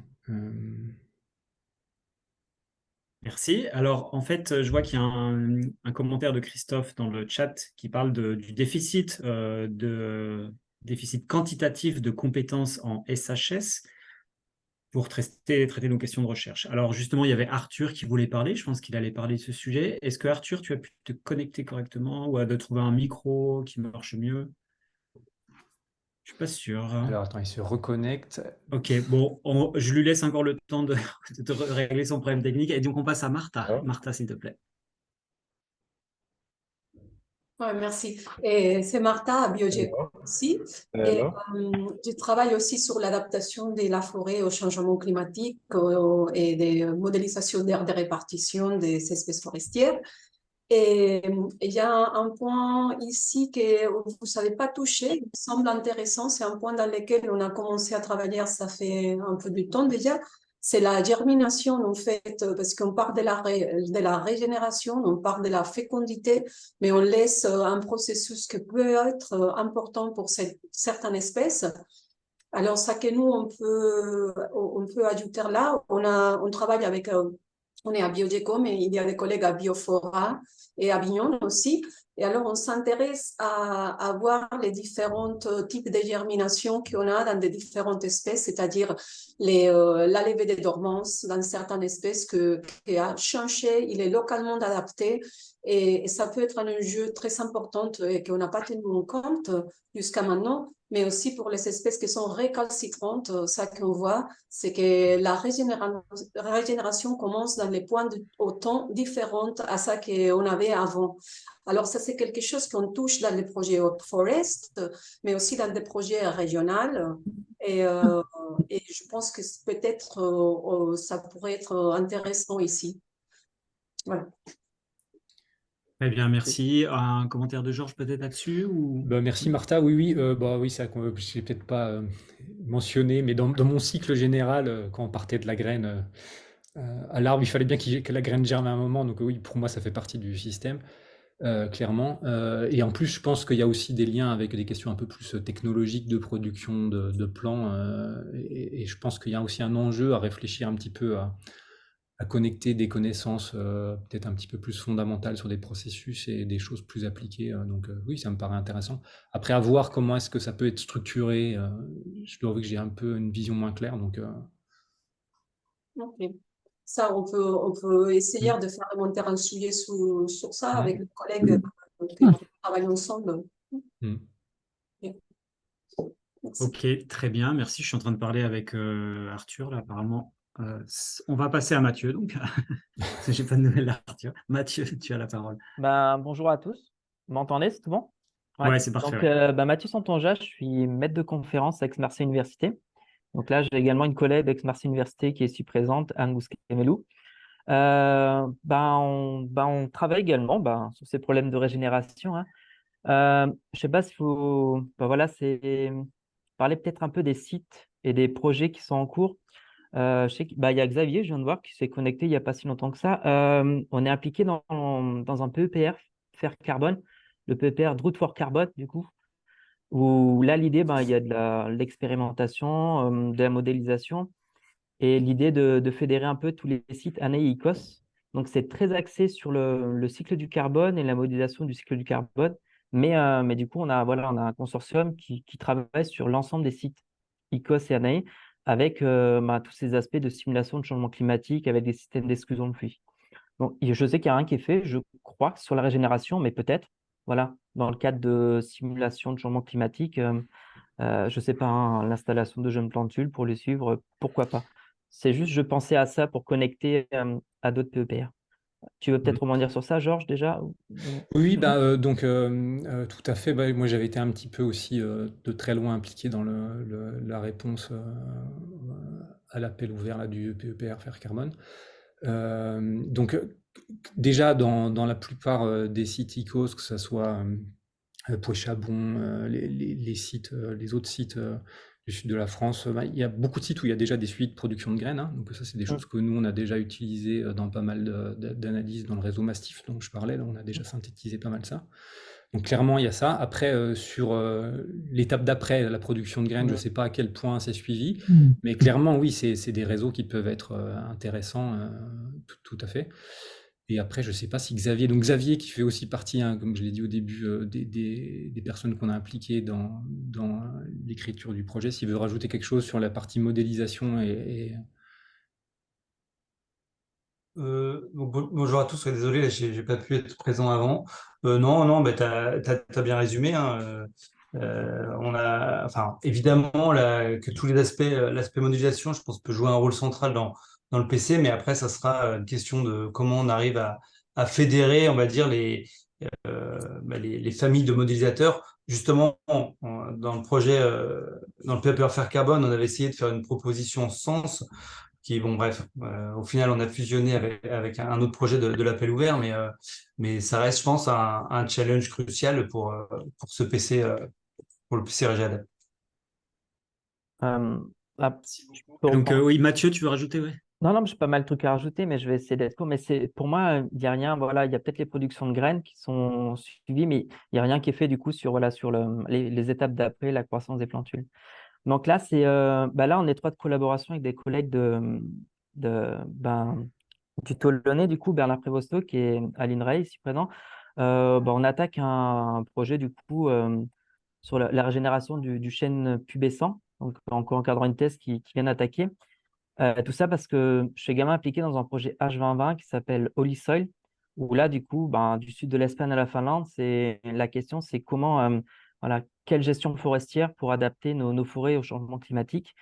Et dans le cadre d'un Work Package, on a créé un site expérimental à Saint-Christol-d'Albion, un site de 5 hectares, où on croise tout un gradient d'éclaircie forestière avec du cloisonnement, de la présence-absence de rémanents. Et initialement, ce site était dédié à regarder l'impact sur la séquestration de carbone, la biodiversité du sol. Et on a profité de ce site pour initier du coup une réflexion sur la régénération du chêne pubescent. Parce que là, il y a des gros déficits de régénération. Et puis là, on commence cette réflexion. Et également, je sais que ce n'est pas en France, hein, c'est également en Espagne et en Roumanie, mais on a également 2 sites créés de la même façon, installés il y a 1 an, hein, donc créés il y a 1 an et demi, axés sur du chêne faginé et du chêne pédonculé en Espagne et en Roumanie, où également on a volonté de travailler sur tous ces peuplements. Il y a des déficits de régénération, il y a de la germination, mais ça ne passe pas le stade de 3 ans. Et donc là, quels sont les facteurs de blocage? Donc on va s'intéresser à cette question du coup. D'un point de vue de la gestion, les éclaircies, la compétition avec les herbacées, l'allélopathie, est-ce qu'il y a des pistes sur ça? Et nous, on aimerait également développer l'idée de la migration assistée, mais intraspécifique, parce que dans des conditions beaucoup plus arides, notamment en Italie, il y a du chêne pubescent qui se développe, qui se régénère très bien. Et également, dans le futur, du coup, également installer des systèmes, du coup, voilà, des systèmes d'open top chamber pour simuler un peu, du coup, voilà, le changement climatique, le réchauffement et l'impact que ça aura, du coup, sur la germination, la croissance, du coup, la survie de ces plantules. Je suis peut-être un peu fouillis, mais voilà, on a des sites d'études, on a la volonté de travailler sur ça, on a déjà d'étroites collaborations avec des collègues de l'INRAE pour travailler sur ces questions, des collègues européens. Et, et voilà en quelques lignes. Je ne sais pas si Anne ou Bernard voulaient rajouter quelque chose,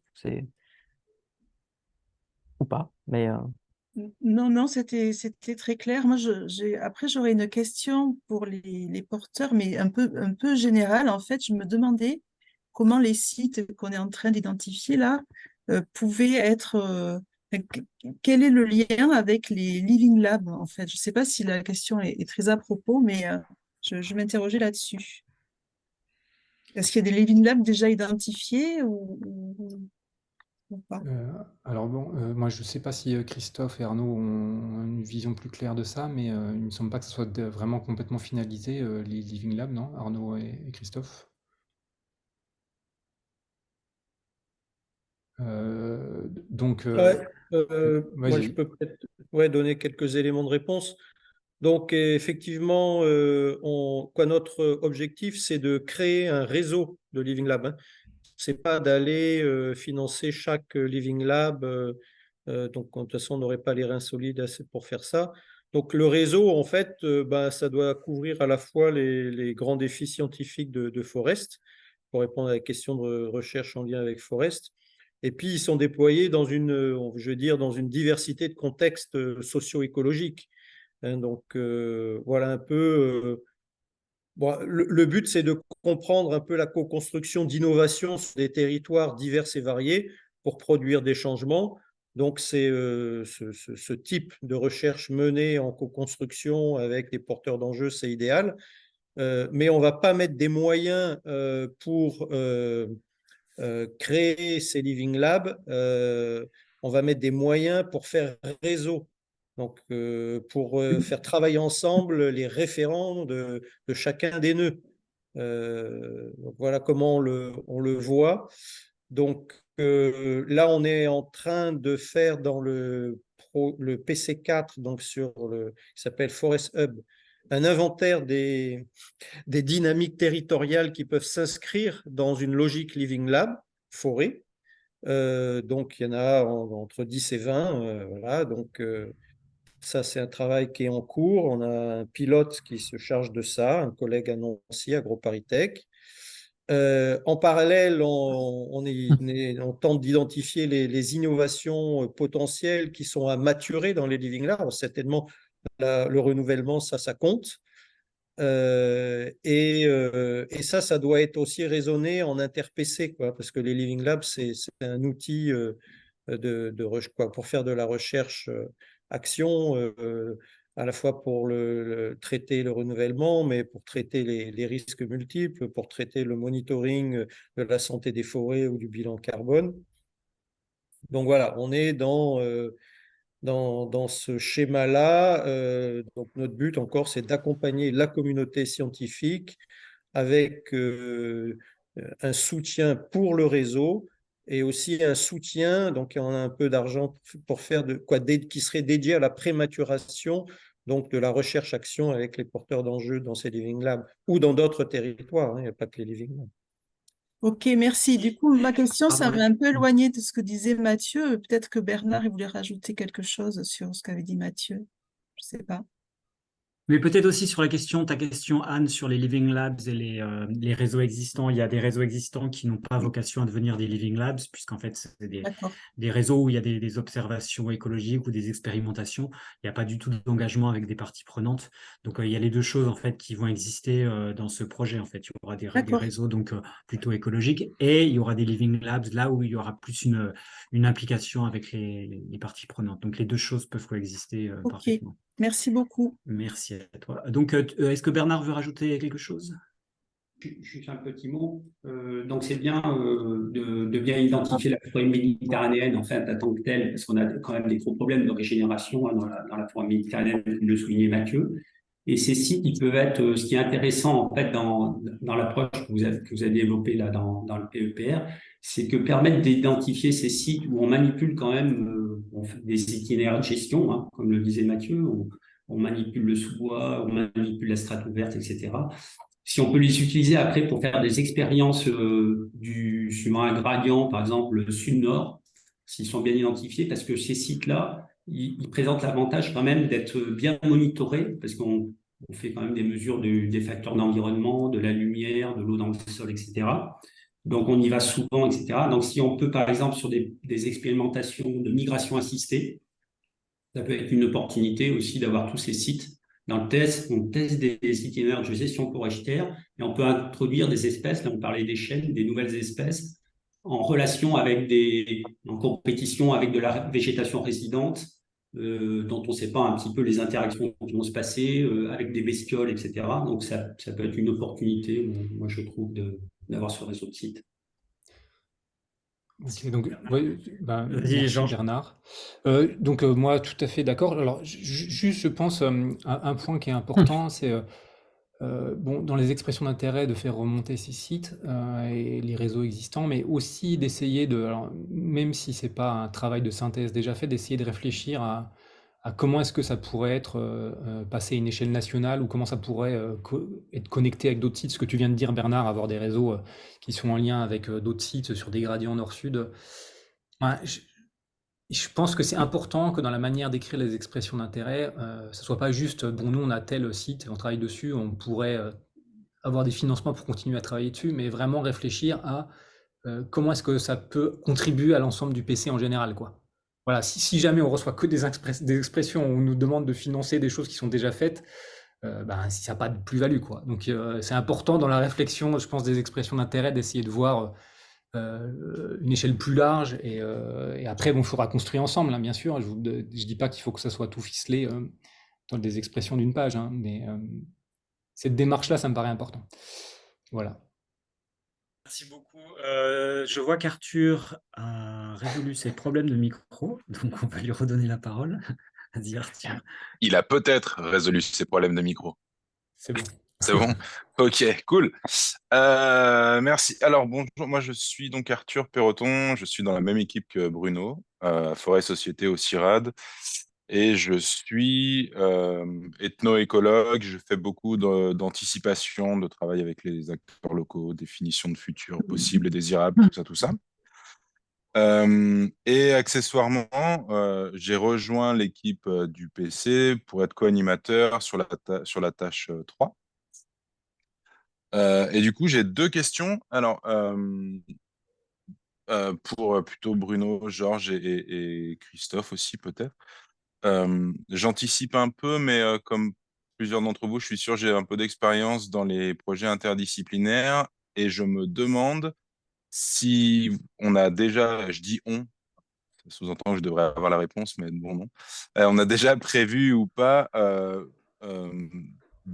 des moments de mise en commun, des séminaires, des choses au fur et à mesure des années qui vont arriver, pour essayer de trouver de la cohérence entre ce qu'on fait, ou est-ce qu'on compte que sur les gens qui se connaissent et qui vont travailler ensemble, ou est-ce qu'on a pensé une structure d'animation scientifique qui pourrait être sympa, des petits séminaires tous ensemble, ce serait quand même bien.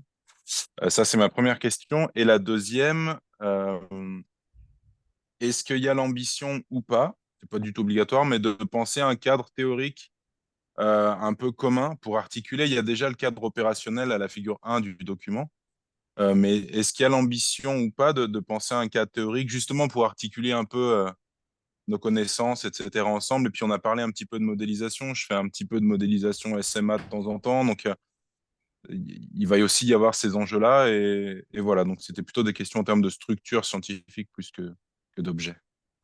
Merci. Merci beaucoup. Je vais répondre à ça, oui. Tout est à construire. Et donc, tu es là. Il y a d'autres gens aussi qui sont dans le projet, qui sont intéressés par l'interdisciplinarité.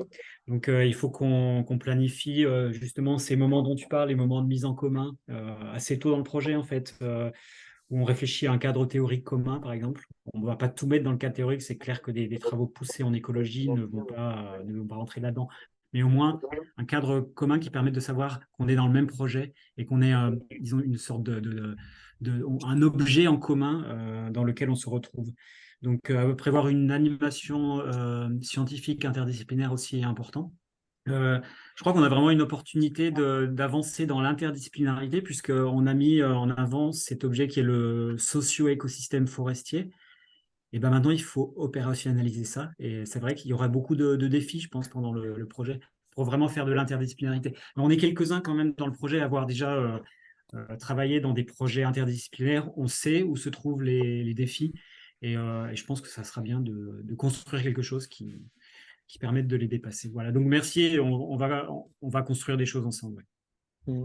Voilà, donc il y a Christophe qui lève la main, alors c'est pas la main virtuelle, Oui. c'est la Ouais, vraie pardon, main. c'est juste pour compléter, je trouve que c'est hyper important là de faire vivre cette notion de socio-écosystème. Bon, nous, franchement, on l'a utilisé comme outil de programmation scientifique, hein, donc ça nous a permis d'orienter la construction de questions de recherche interdisciplinaire dans chaque PC. La définition, il n'y a pas de dogme. La définition, c'est, je pense, un enjeu de recherche. Du coup, un enjeu d'animation scientifique au sein des PC et même à travers tout le PEPR. Hein, donc, on pourra animer ça au sein du PC4, hein, dont c'est le rôle aussi de faire ça en trans PC, trans question de recherche. Donc, il faut conceptualiser davantage, sans dogmatisme sur cette approche, cette notion.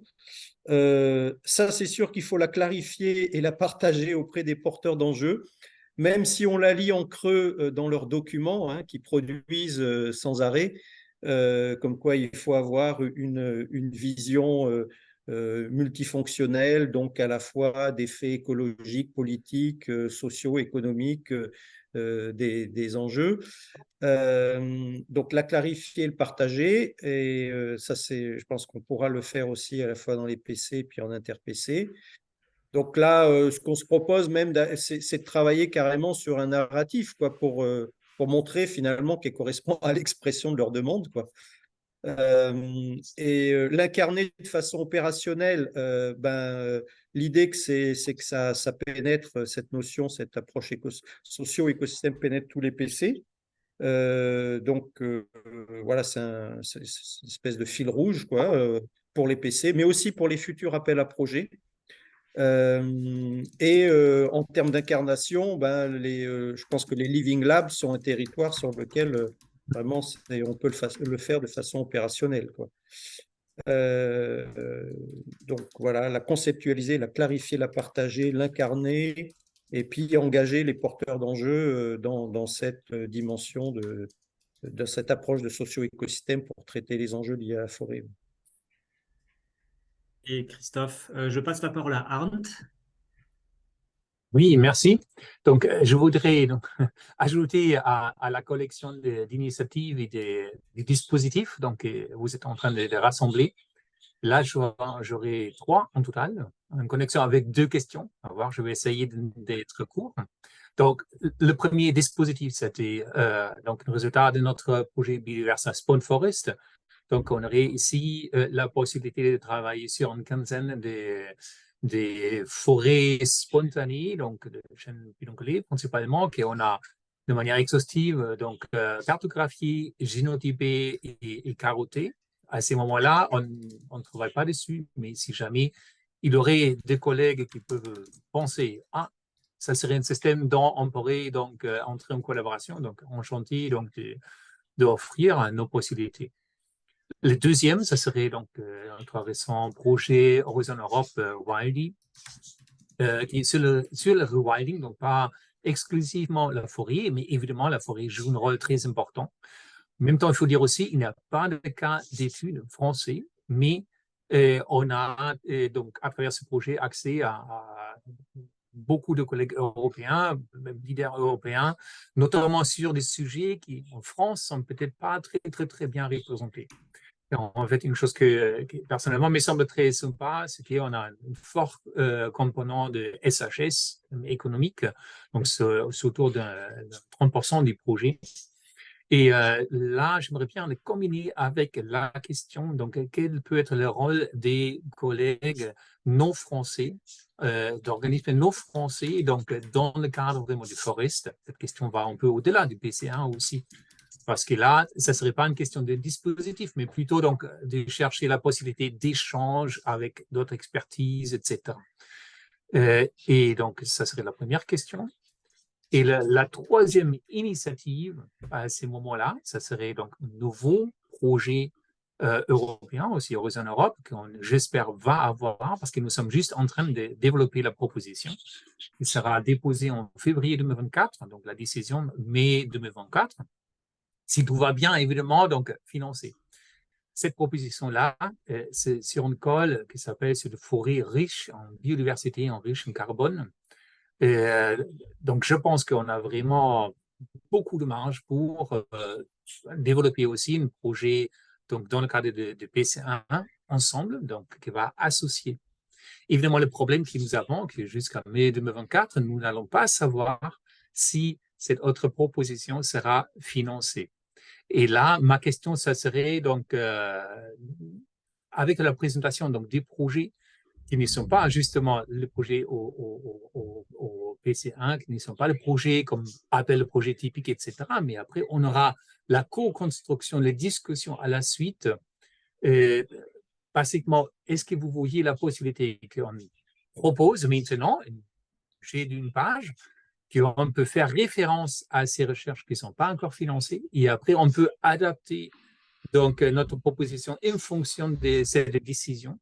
Ou est-ce que vous préférez qu'on calcule directement avec une proposition pour le call ouvert de 2024, une fois qu'on sache que l'autre projet a été soutenu et financé? C'est la deuxième question. Voilà. Et merci pour ces deux questions qui sont importantes. En fait, pour la première, donc sur la possibilité d'impliquer par exemple des Européens, par exemple en SHS, pour accompagner, pour travailler avec des chercheurs de la communauté française sur des questions spécifiques. La question, je pense qu'elle serait plutôt pour Christophe. Christophe, est-ce que tu veux répondre à ça? De toute façon, c'est clair pour tous les PEPR, on ne peut pas financer les partenaires étrangers. Donc voilà, ça c'est un peu la règle du jeu que nous impose l'ANR.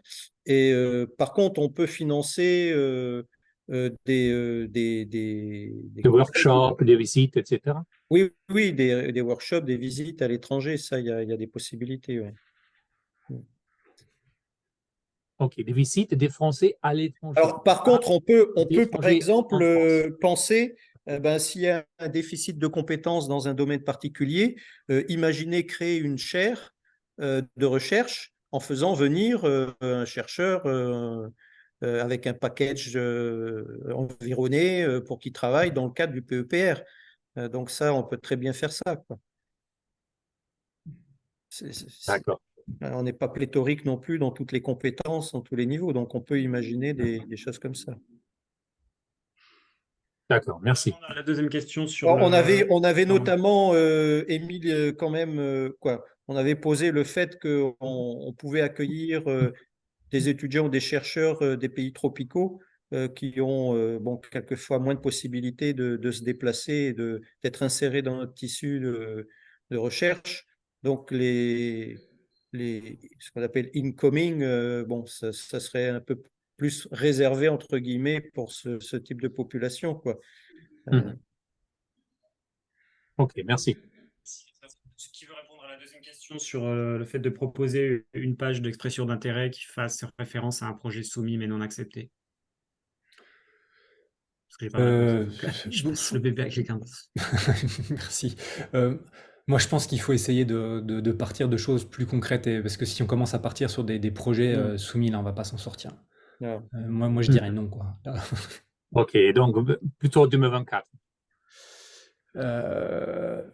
Ou ouais, évidemment, un projet qui va se maintenir sans le cofinancement, c'est clair. Parce qu'on n'est pas obligé de proposer un projet qui dépend vraiment de l'autre projet. Mais oui, mais une fois de plus, hein, l'idée, c'est Oui. de proposer, c'est pas proposer un projet de recherche classique, là, hein. Ce qu'on vous demande, c'est pas ça. Ce qu'on vous Non, demande, c'est non, justement. de Oui, proposer des plateformes ou des outils ou des. exactement, oui. Donc, Oui, oui, j'avais bien Et compris. l'idée, c'est quand même, Bien c'est compris. pas comment le PEPR peut vous aider dans vos projets, c'est comment vous pouvez aider le PEPR. Les Exactement. propositions mises sur la table par Georges et Bruno, quoi. Ah, Mais c'est justement citation l'idée. littérale de Kennedy. Excuse-moi, c'est justement mon idée, Christophe. Donc, l'idée que le projet européen peut aider à lancer cette structure, à l'établir ici. Ça serait vraiment l'idée derrière. Ah oui, Alors, donc j'avais bien compris. J'avais bien compris et je n'ai pas en tête maintenant un projet classique à proposer ici. Ah non, mais donc oui, j'ai pas compris dans le sens, si c'est dans l'autre sens, c'est-à-dire est-ce que le PEPR peut être stimulant pour l'écriture de d'autres projets européens à Non, une base? Ça oui, non, bien non, sûr. non. C'est juste l'inverse. Oui, oui, évidemment. Mais l'idée, ça serait que ces projets européens peuvent aider vraiment à construire des structures ici qui peuvent donc directement fluer, on peut dire, donc apporter au PC1. Ça serait l'idée. Bon, sinon, peut-être à discuter vraiment en plus de Oui, détails et un plus petit ok, comité. Mais c'était la question, donc générale. d'accord. Ok. La parole à Didier. Oui, bonjour à tous. Donc Didier Letiec. Donc je suis chercheur dans l'UMR Silva à Nancy et je suis écophysiologiste. Et ma question concerne plus les aspects plantation dans le renouvellement. Donc je me posais la question si au moment de la sélection de plants, donc ça peut être en intra ou en interspécifique, est-ce que tous les aspects de phénotypage, donc avec le développement notamment d'équipements de ce type dans le phénotypage, hein, que ça peut être des caméras, des drones, l'utilisation de ce genre d'outils, est-ce que ça a sa place ici dans le PC? Alors, peut-être je connais pas bien. Alors, clairement, les questions de plantation et de succès de plantation, on a bien identifié ça comme un élément clé, hein, Sí, à claro. explorer. Ah, sí.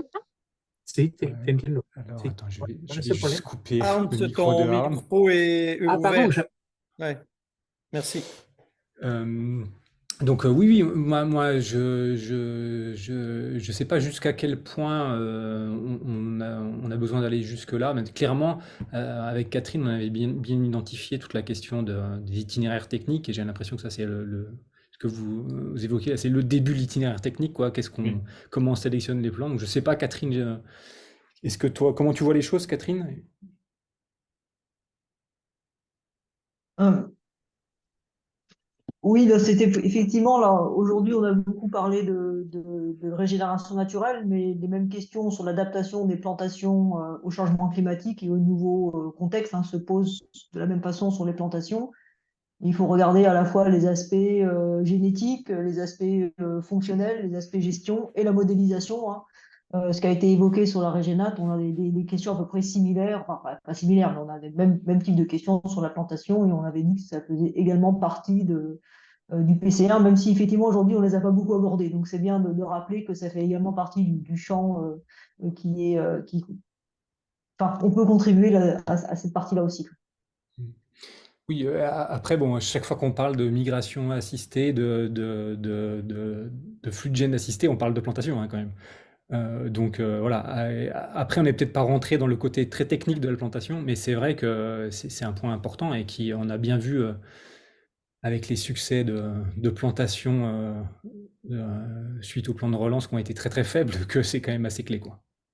Ouais, on a des questions sur l'adaptation des forêts au changement climatique. Alors, on ne sait pas planter dans le climat actuel des étés secs et futurs, et ce n'est pas que des questions techniques, c'est aussi des questions de fonctionnement du système, des plants, comment est-ce que physiologiquement, quelle adaptation on peut avoir avec les mycorhizes ou d'autres l'environnement qu'on peut effectivement aborder.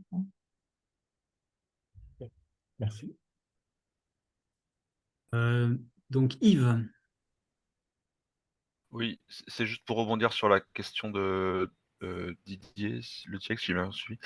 Je ne sais pas si c'est ce qu'il avait en tête, mais il y a tout un tas de questions qu'on se pose sur le choix des MFR, matériel forestier de reproduction. Donc ça rejoint un tout petit peu ce qu'a dit Catherine. Enfin, c'est lié, mais alors donc en effet, dans ce cadre-là, on peut juste planter des trucs et puis mesurer les croissances, ou on peut aussi faire des trucs un peu plus sioux, comme ce qui se fait en conditions contrôlées, etc. Si vous envisagez d'inclure ces questions-là vraiment de choix de qu'est-ce qu'on plante en termes de provenance et d'espèces, c'est une excellente idée, mais c'est très large, quoi, hein, c'est très vaste. Et alors, je sais que nous, dans d'autres projets, notamment dans celui avec Ophélie, on se pose des questions de comment on articule ces questions où en fait, enfin, je vais faire très court, mais on cherche un peu le génotype parfait, quoi. Mais on sait très bien que c'est complètement pas la bonne approche. Et donc, du coup, comment on articule ça avec comment on diversifie la forêt et comment on inclut ces nouveaux génotypes supposés adaptés dans de la diversification, dans de l'autochtone, etc., quoi. Et ça rejoint les questions posées, à mon sens, par Benjamin sur comment la régie contient les génotypes adaptés ou supposés tels, comment on l'aborde. Lui, il aborde par de la génomique liée à l'environnement, on va dire, l'adaptation à l'environnement. Avec Ophélie et notamment Isabelle Chune, on voudrait l'aborder plus sur les aspects, est-ce que c'est de l'écophysion, en tout cas, avec des modèles mécanistes, de voir comment il y a des paysages d'adaptation qui sont préadaptés. Enfin, voilà, donc ça, c'est une question super intéressante, hein. Comment on intègre la recherche de nouvelles espèces, de nouvelles provenances qui sont adaptées à la sécheresse pour réduire les questions à ce truc-là, mais c'est juste un exemple. Et, les mécanismes adaptatifs, et je ne mets pas que de la génétique là-dedans, de renouvellement des peuplements, quoi. Ça, c'est des questions, et pour l'instant, c'est pas traité séparément, mais les disciplines et les approches sont pas forcément les mêmes, et les personnes ne sont pas forcément les mêmes, même s'il y en a qui essayent de faire le lien. Donc ça pourrait être un aspect intéressant de ce projet ciblé, d'essayer de réfléchir à ça. Et ça pose évidemment des questions sociétales, puisque vous voyez bien qu'on est sur un spectre entre j'introduis une espèce exotique résineuse, si possible, partout, et j'adapte les espèces autochtones, quoi, à l'autre extrémité si on fait un gradient comme ça, mais je suis pas du tout compétent. Donc, enfin, voilà, quoi. J'espère que j'étais un peu clair.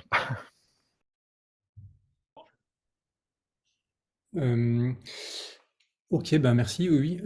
Alors après, juste une petite remarque, on n'a pas beaucoup entendu parler de personnes qui travaillent sur les mycorhizes, qui travaillent sur les grands herbivores. On a beaucoup parlé de génétique, mais il y a pas du tout de points qui reviennent là-dessus. Je m'attendais à ce qu'il y ait un peu plus d'éléments là-dessus. Ah, il y a Marc Buet qui a levé la main. Avant, il y avait Christophe qui a levé la main, donc je passe la parole à Christophe d'abord. Vas-y, Christophe. Ouais. Non, c'était juste pour une question à Yves. Donc, je sais qu'il y a la fiche action, la 2.9 là, des assises. Donc, c'est basiquement produire du MFR, quoi, adapté au climat futur. Elle est mise en œuvre donc, par différents acteurs. Et puis, dans cette fiche action, il y a un volet R&D. Comment tu vois l'articulation entre ce qui est proposé dans ce PC et ce volet R&D spécifiquement sur le MFR? Ouais, donc la fiche 2.9, elle est structurée en 3 volets. Il y a 2 volets, disons, opérationnels, un peu appliqués, et un volet plus recherche et développement. Les 2 volets opérationnels, nouveau verger, peuplement sélectionné, et le volet 3 qui est conservatoire d'espèces méridionales, ils sont déjà lancés. C'est l'office qui les chapeaute, mais il y a des collègues INRA qui sont impliqués dedans. Le volet 2, qui est plus recherche et développement sur ces questions nouvelles MFR, était très prometteur fin 2022, et alors c'est pas pour dire que c'est à cause de ça, mais c'est INRA qui le coordonne, et c'est un petit peu en stand-by là, je t'avouerai, pour l'instant, parce que si j'ai bien compris, l'INRA voudrait négocier avec le ministère pour aller au-delà juste une convention de recherche, hein, et peut-être aller vers des choses comme des MIC, des machins comme ça, bon, bref. Et donc du coup, c'est un peu en stand-by. Donc il y avait plein de gens qui avaient plein de bonnes idées. Donc FCBA, Forêt Privée, IDF, ONF et INRAE. Mais pour l'instant, on n'a pas démarré. Enfin, certains ont peut-être démarré hors financement, mais parce que voilà. Comment je vois l'articulation, c'était justement les questions que je posais avant, en fait. Je sais pas trop. J'ai pas réfléchi, je découvre que ça peut être un lieu pour articuler ça, ouais. Ok. C'est Catherine Bastien qui coordonne ce volet 2. Et alors, je crois qu'elle imagine passer la main à Luc Pack, parce qu'elle a évidemment un peu autre chose à faire. Voilà. Si, je vais passer la main à Marc, mais avant, en fait, je voudrais dire que si dans les participants, il y a des gens qui sont plutôt SHS, qui s'intéressent à la tâche 3, à la gouvernance, etc., est-ce qu'ils ont des choses à dire? Parce que pour l'instant, on a parlé beaucoup d'écologie et pas trop de la tâche 3. Donc, un appel. Merci aux volontaires. Donc, je passe la main à Marc. Oui, merci. Oui, alors, effectivement, je ne m'étais pas exprimé pour l'instant. Donc, donc, je suis Marc Buet, je suis directeur de recherche à l'INRA de Nancy, dans une unité qui s'appelle Interaction arbre-micro-organismes. Et donc, évidemment, nos objets d'étude, ce sont les arbres, mais aussi les microbes, et en particulier donc, les microbes qui sont associés directement aux arbres, qui soient pathogènes ou au contraire symbiotiques. Alors, il y a d'autres collègues qui évidemment ont déjà participé aussi au précédent webinaire et qui se sentent très impliqués et concernés par ce PEPR. Et Arndt a fait une mention de ça tout à l'heure, ainsi que Catherine, elle vient juste d'en parler, quoi, sur effectivement la place, le rôle en fait du microbiote des arbres, donc, et une des composantes fortes, c'est les champignons symbiotiques ectomycorhiziens, par exemple, et les microbes endophytes. Donc, et la question donc, du rôle de ce microbiote des arbres dans l'adaptation en fait, des espèces introduites alors ou non, c'est-à-dire donc à la plantation, et donc aussi le rôle dans le succès à la plantation. Et donc ça questionne par rapport aux stratégies évidemment de migration assistée, on en a parlé, versus soit la régénération, soit la plantation d'espèces autochtones. Donc c'est évident qu'on a des intérêts très forts là-dessus, à la fois déjà pour vraiment évaluer, parce que il y a des éléments très forts, même historiques, dans des sens contraires, où par exemple les Européens, quand ils ont voulu installer certaines essences en Amérique du Sud ou en Afrique, il y a eu des échecs à la plantation, et ça on le sait, c'est bien documenté, parce qu'il n'y avait pas le microbiote associé. Donc on aimerait à la fois avoir des éléments bien étayés sur ces aspects-là, enfin, mieux rentrer dans la compréhension de ce rôle, voire de la nécessité en fait de prendre en compte le microbiote, donc en s'appuyant évidemment sur par exemple les îlots d'avenir. Donc je pense que là il y a déjà des discussions qui sont en cours avec une collègue, Aurélie Deveau, là, en particulier, là, qui représente l'unité, et puis Catherine en a fait mention. Mais d'un autre côté, au-delà d'une analyse descriptive, ce qui nous intéresse beaucoup, c'est de comprendre en cas d'échec, et s'il y a une contribution forte donc, de ce microbiote dans l'échec à la plantation, c'est d'aller investir des aspects beaucoup plus fonctionnels. Et là, par contre, ça nécessite des approches qui sont plus mécanistiques et qu'on ne peut pas déployer sur des réseaux disproportionnés, où donc ça nécessite une approche plus, je dirais, microcosme, quoi. Voilà. Donc ça, c'est un peu notre positionnement et les questions qui nous agitent, avec évidemment des intérêts forts là-dessus. Mais évidemment, il y a un gap au niveau changement d'échelle quand on commence à investir les communautés microbiennes. Ça demande beaucoup d'investissement en temps, en finances, etc. Et donc, on ne peut pas faire une analyse descriptive et fonctionnelle à la fois sur l'ensemble de ces réseaux. Donc ça nécessitera probablement aussi, pour le volet explicatif et fonctionnel, de cibler certains points. Mais voilà, Merci Marco, mais je suis tout à fait d'accord. C'est sûr que moi, un des enjeux, c'est qu'on ne va pas pouvoir faire toutes les mesures partout.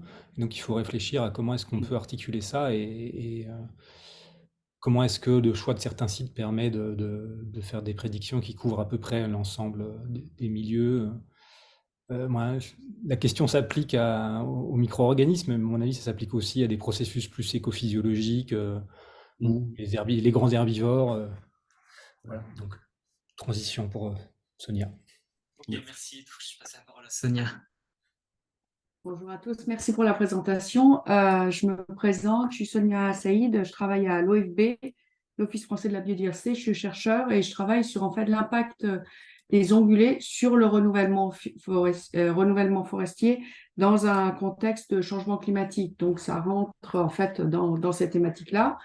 Et effectivement, je pense que donc je travaille avec Catherine, Vincent, Georges, on essaye de travailler, mais je pense que enfin, dans le cadre des herbivores, il faudrait essayer de réfléchir, donc chacun a des protocoles, mais essayer d'homogénéiser en fait les protocoles de suivi des grands herbivores, parce que c'est un sujet qui est d'actualité.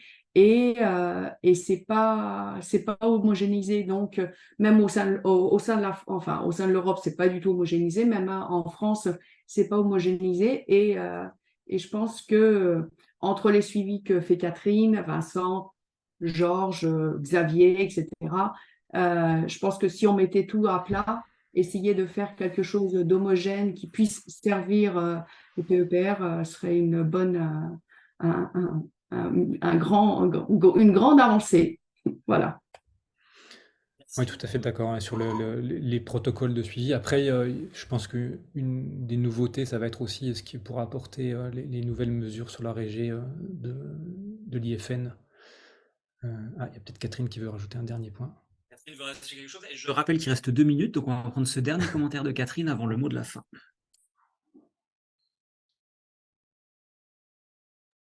Ah, on ne t'entend pas.